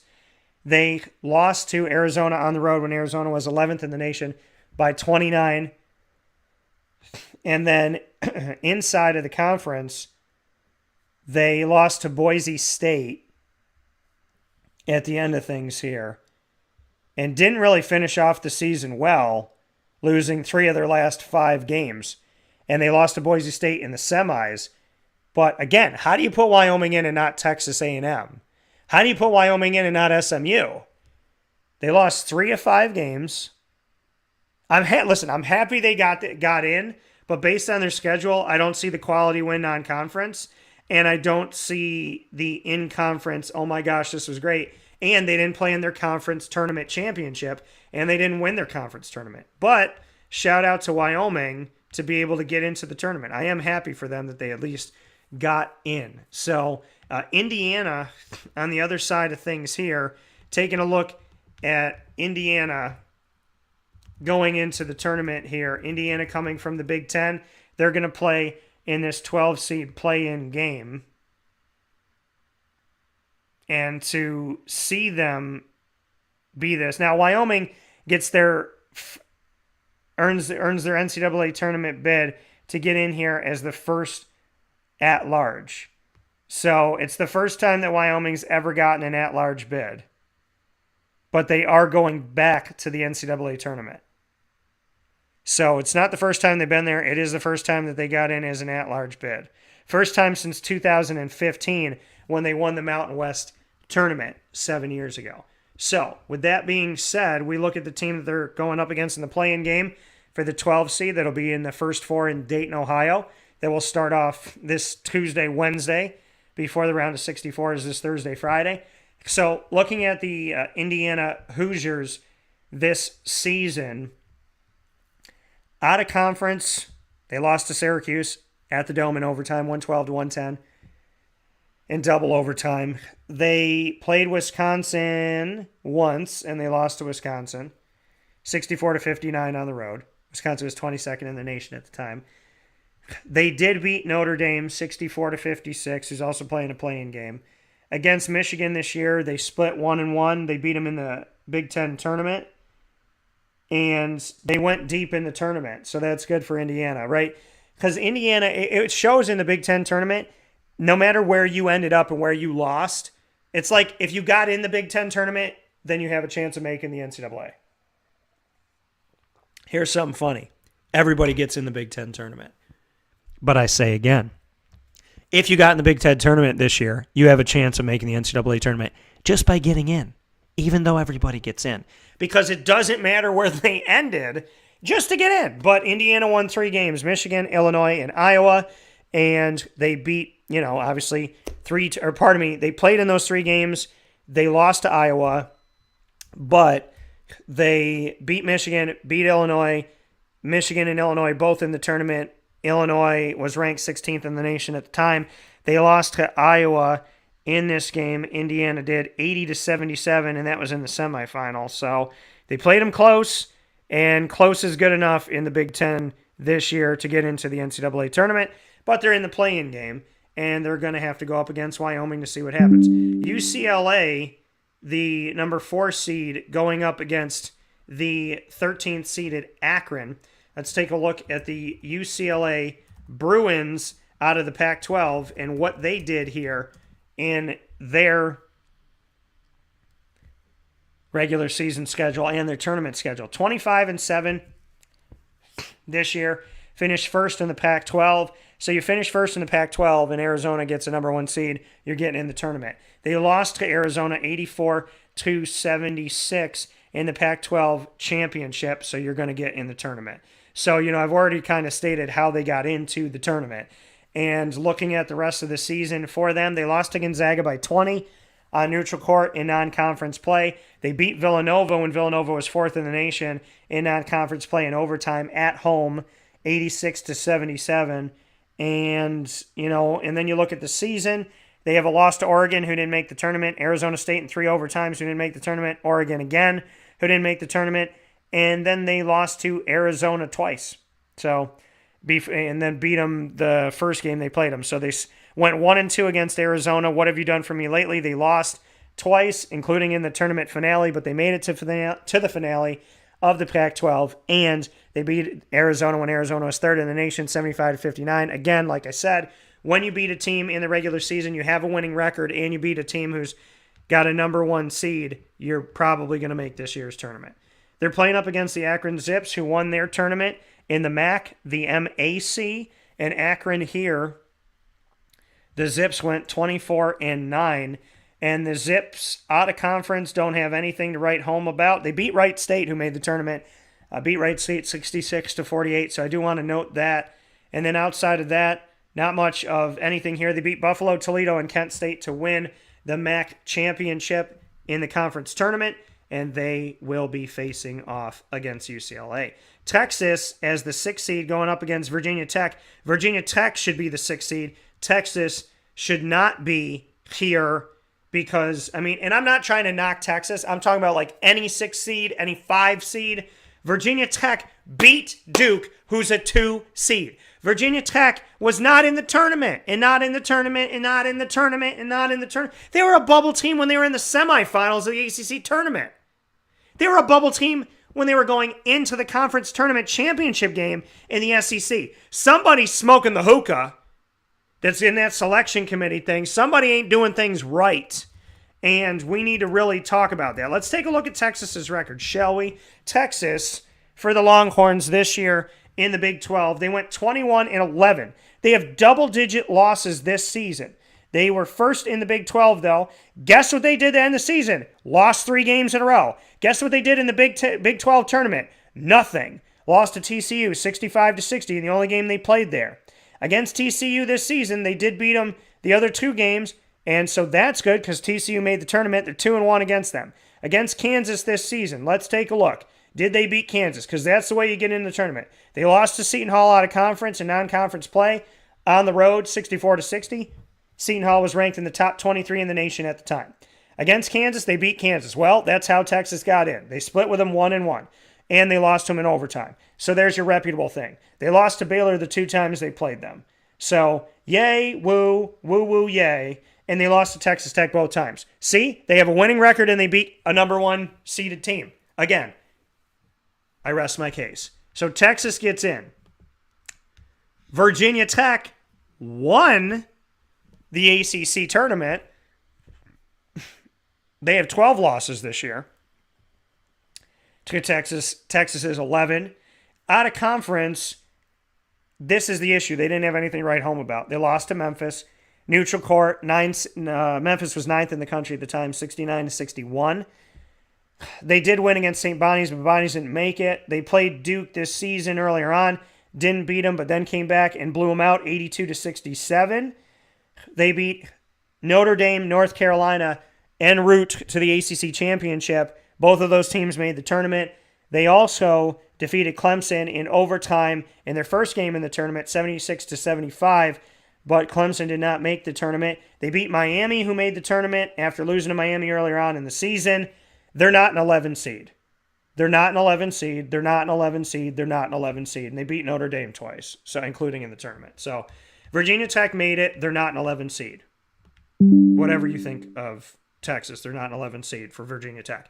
Purdue, a 3 seed. They wanted to probably make them a 1. They end up getting Yale at the 14 here. Let's take a look at Purdue this season. The Boilermakers inside of the Big Ten. The Boilermakers did not win the conference tournament for the Big Ten, but Iowa did. But they did play Iowa in the championship. 27-7 they were this season. Taking a look at what they did out of conference, they beat North Carolina on neutral court, beat Villanova on neutral court, both ranked teams in the top 25. They lost to Rutgers at Rutgers 70-68 earlier on in the season. They avenged that loss to Rutgers. And then you look at Michigan State. They beat Michigan State in the tournament. Didn't see Michigan State outside of that. And then looking at their play against Iowa, they beat Iowa earlier on in the season, so that was helpful for them. They beat Ohio State this season as well, so that looks good for them. But again, they didn't play some of these teams twice, which I would have liked to see, and so that's kind of a knock on them in my opinion.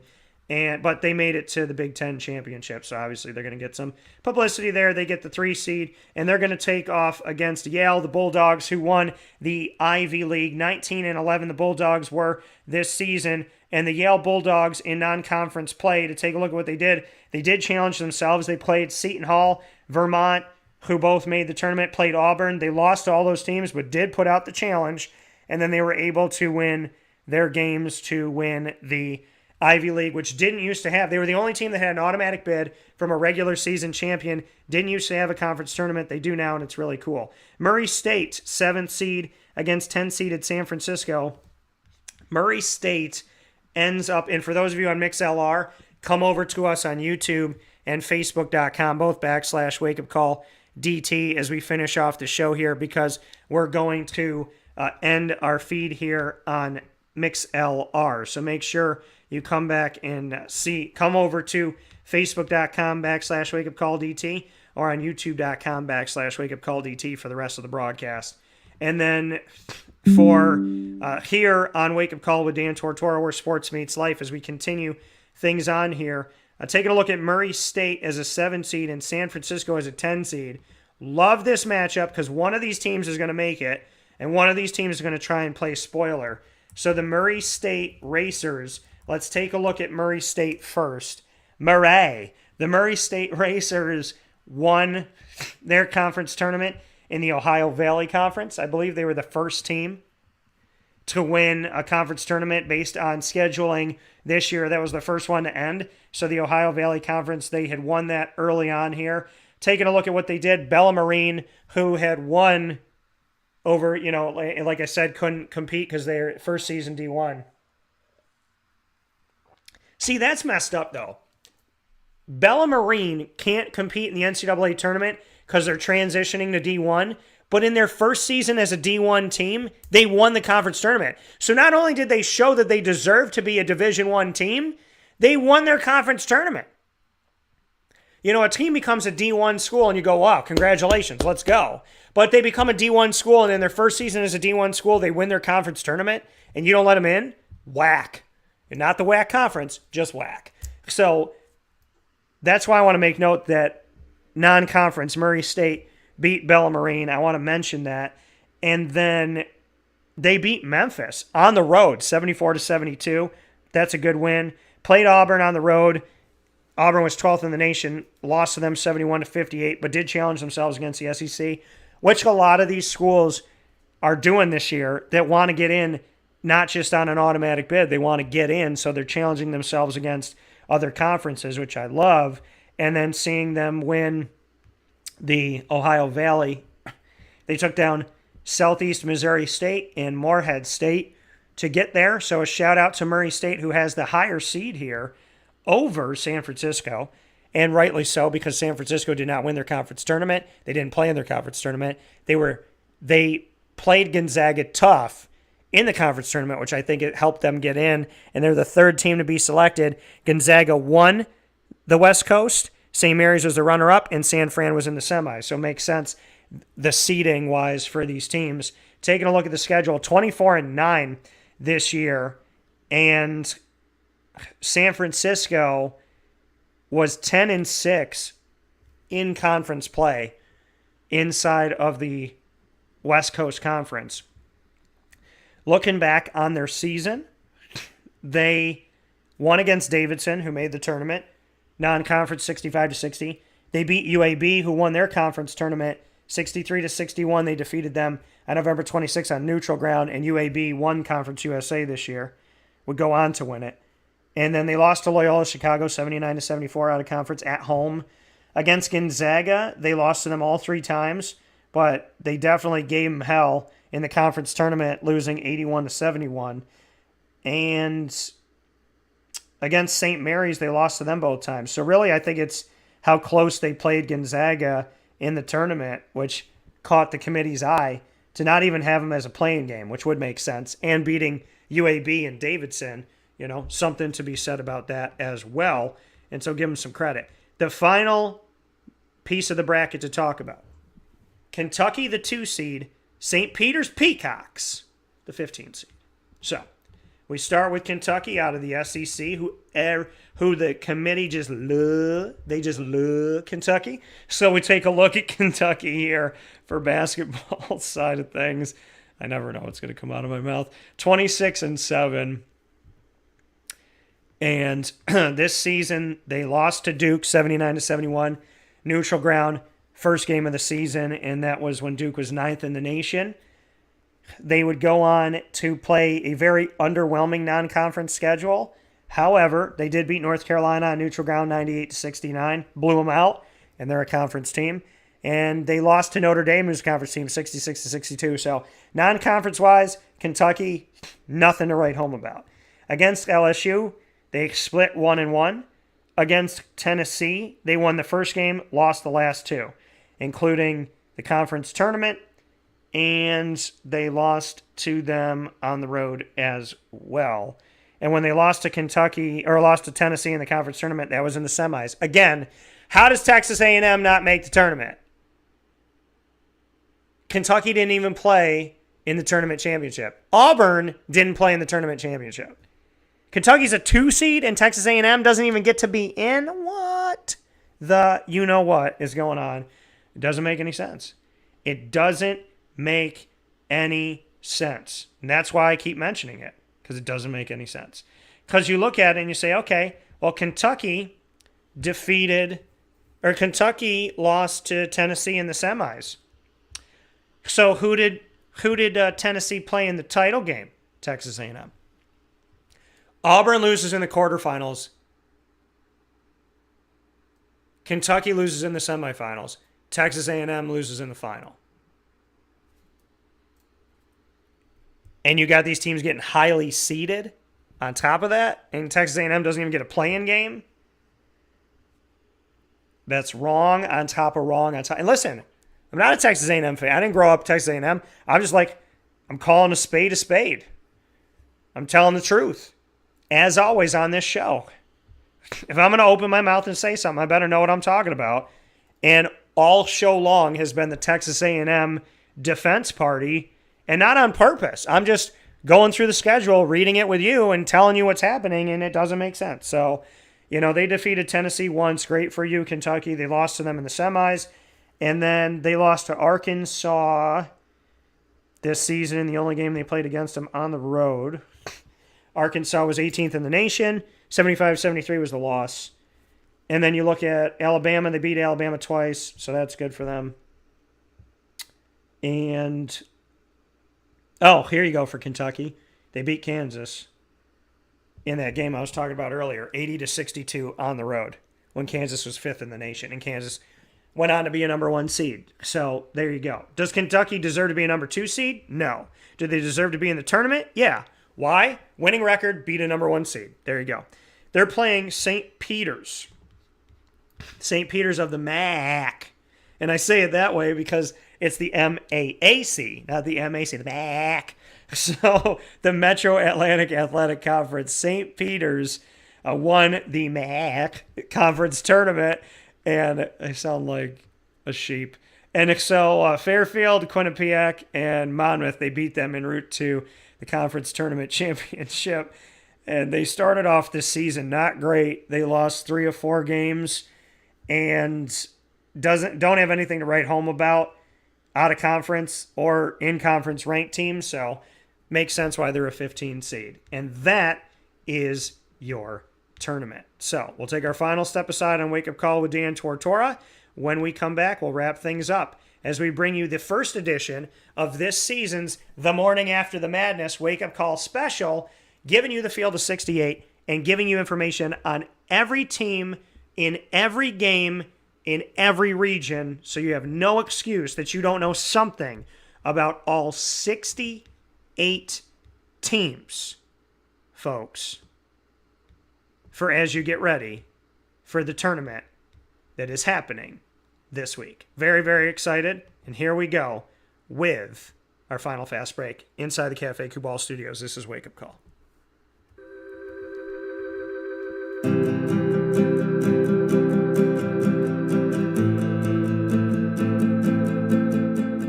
Cafe Kubal offers same-day local delivery of our products, offering no delivery charge for Onondaga County. Shop cafekubal.com for fresh roasted coffee beans, cold brew, travel mugs, and all your essential Cafe Kubal needs. Cafe Kubal, coffee for the soul.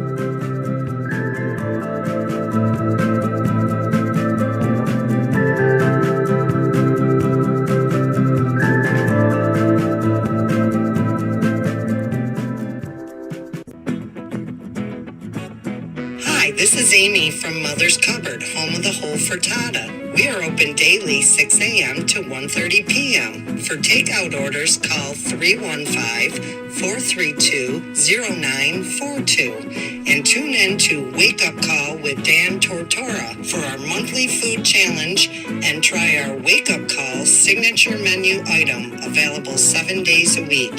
Here at Mother's Cupboard, we are Central New York, and it's our honor to serve you.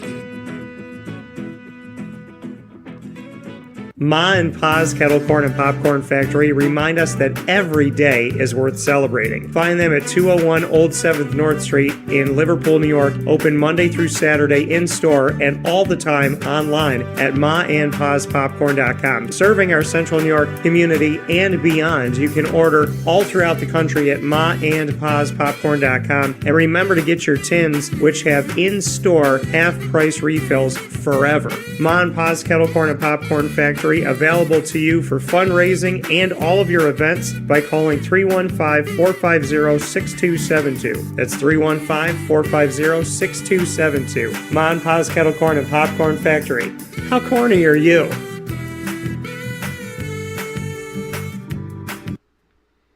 The Millhouse Market, located on 3790 New York 13, is worth the drive every single time. Head out to the Millhouse Market every Tuesday through Sunday for breakfast, lunch, and dinner. They have homemade breads and desserts, quinoa bowls, rice bowls, salads, brick oven pizzas, and sandwiches named after the families that helped to settle today's Pulaski. ingrained in our community and ingrained in our taste buds. There's nothing like the Millhouse Market, and I get so hungry for that. I was in New York City with all the food in New York City and all the places to go. I was jonesing for some pizza from Millhouse Market. I was jonesing for a cookie from the Millhouse Market. I was jonesing for that breakfast. Oh my gosh, that breakfast pizza for the Millhouse Market. Insane. So make your way out. I don't care how far out you are. Download the Millhouse Market app today. You will get on the Apple app or Google Play Store. The Millhouse Market app has the entire menu, contactless pay. You can tip on the app, and there's a directional part of the app where you can get directions from wherever you are to the Millhouse Market. They keep it simple, easy, and fantastic. The Millhouse Market. 3 ways to enjoy them. Drive-through window, grab your food and go. Don't even have to leave your car. Indoor dining, bistro menu changes every week. Come back and try something new of the specials that come from the mind of Rebecca Elford, owner and head chef. And the general store with local products from local companies, paying it forward in our community. $37.90 New York, $13 in Pulaski, New York. I don't have to tell you, but I will tell you that the Millhouse Market is worth the drive every time. With that being said, here on Wake Up Call with Dan Tortora, inside of the Cafe Kubal Studios, we just ran the gamut. I've never, ever done a show quite like this. We've broken down the brackets. We've talked about stuff before. But to put them up with these graphics that I want to thank the NCAA for, and to be able to talk about all 68 teams, give you background information, put up the graphics, circle the games we're talking about. It's never been done like this. This is a bracket breakdown special for you to bookmark and save forever. Find it on youtube.com/wakeupcalldt today. Can't wait to share it with you. Cafe Kubal Studios, 3501 James Street, 401 South Salina Street, inside of Galisanos Children's Hospital, all in Syracuse. 343 Fayette Street in Manlius, giant behemoth of a brown stripe building, can't miss it, with expanded parking now. And corner of Route 11 and Taft Road, Sweetheart Corners drive-through location. Head out to Cafe Kubal today and go get some Cafe Kubal when you get My Nachos, Monday through Saturday, on-site on location exclusively at PB&J's Lunchbox. You can go get My Nachos, DT's CNY Nachos, at PB&J's on 663 Old Liverpool Road in Liverpool, New York, and get yourself a cup of that good Cafe Kubal coffee. Carvel DeWitt, it's what happy tastes like. Do you know why? Because we make ice cream. Creamy, rich, flavorful ice cream. Not yogurt or iced milk like some of our competitors. Ice cream. Fresh, by hand. In our community. And want to thank you all for watching and listening on Wake Up Call with Dan Tortora every Monday through Friday from 9 a.m. to 11 a.m. Eastern Time. We did bonus hours this time around, and we appreciate you being here on youtube.com, facebook.com, and mixlr.com, all /wakeupcalldt. And, of course, on wakeupcalldt.com's homepage and on facebook.com /livenowdt. Once the shows go live, they head to our archive on Stitcher, Spotify, MixLR, TuneIn, YouTube, iTunes, and Apple Podcasts, Podbean, and iHeartRadio. You can find Wake Up Call with Dan Tortora's archive any time of the day, any day of the year, by searching Wake Up Call with Dan Tortora or one word Wake Up Call DT on any one of these platforms. Proud thanks to all of our Central and Upstate New York partners you've heard throughout the show. Cafe Kubal, Carvel DeWitt, the Wildcat Sports Pub, Avicoli's, Canine Camp Dog Daycare, PB&J's Lunchbox, Canine Campground Dog Boarding, Ma and Pa's Kettle Corn and Popcorn Factory. You can get Ma and Pa's Kettle Corn and Popcorn and all their snacks for March Madness today and have it shipped to your house in any one of the 50 states by going to maandpaspopcorn.com. The Millhouse Market, Honda City of Liverpool, Pizza Man, Victory Sports Medicine and Orthopedics, Chick-fil-A Cicero and Chick-fil-A Clay, and Mother's Cupboard. And, of course, Wake Up Call with Dan Tortora is your proud multimedia marketing partner exclusively of the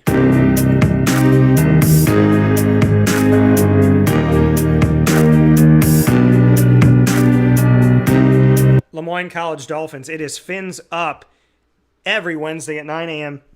Eastern Time for Dolphin Time. Set it and keep it. First and third Wednesday is AD and DT with Athletics Director Bob Beretta and myself, Dan Tortora. Every second and fourth Wednesday Dolphin Dive, diving into the stories of student athletes, coaches, staff members, alumni, and future Dolphins exclusively here on Wake Up Call with Dan Tortora.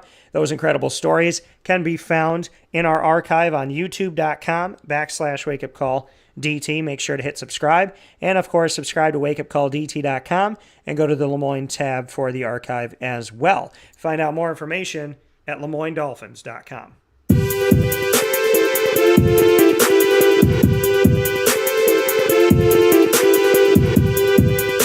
Wake Up Call with Dan Tortora is also the exclusive proud multimedia marketing partner of your Marywood University Pacers. It's Pacer Pride every single Friday on Wake Up Call with Dan Tortora. Between 10 a.m. and 11 a.m. Eastern Time, we have our special Pacer Pride conversations with Executive Director of Athletics Pat Murphy, coaches and student athletes. They're connecting you with Marywood University and telling you why you should choose Marywood for your student-athlete life as well as your student life as well. Marywood University specials, that Pacer Pride archive is on youtube.com/wakeupcalldt. Make sure to hit subscribe and go to the Marywood tab on wakeupcalldt.com and bookmark it. Find out more information at marywoodpacers.com.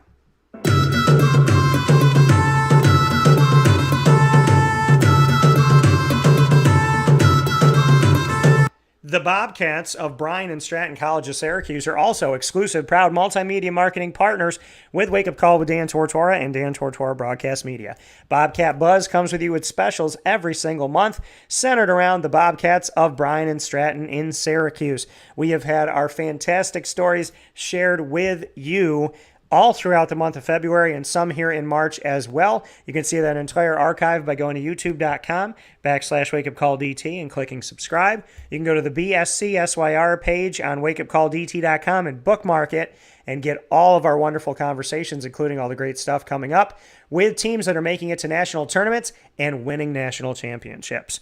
More from the Bobcats by going to syracuse.bscbobcats.com. In the meantime, join our fantasy. Fantasy football is coming up too. It's always on my mind. Join our bracket challenge in the Wake Up Call Bracket Challenge worldwide for free on Yahoo. You can search our group, Wake Up Call. You can search the Syracuse logo, or you can follow the links on our social media at Wake Up Call DT on Facebook, at Call DT on Twitter, and at Wake Up Call_DT on Instagram. Look forward to having you in our bracket challenge. Thank you once again to all of the 68 teams, and a shout out in Texas A&M and SMU. You deserve it. So hopefully you go out there and rock the NIT. From the Cafe Kubal Studios, this is Wake Up Call with Dan Tortora. You are encouraged.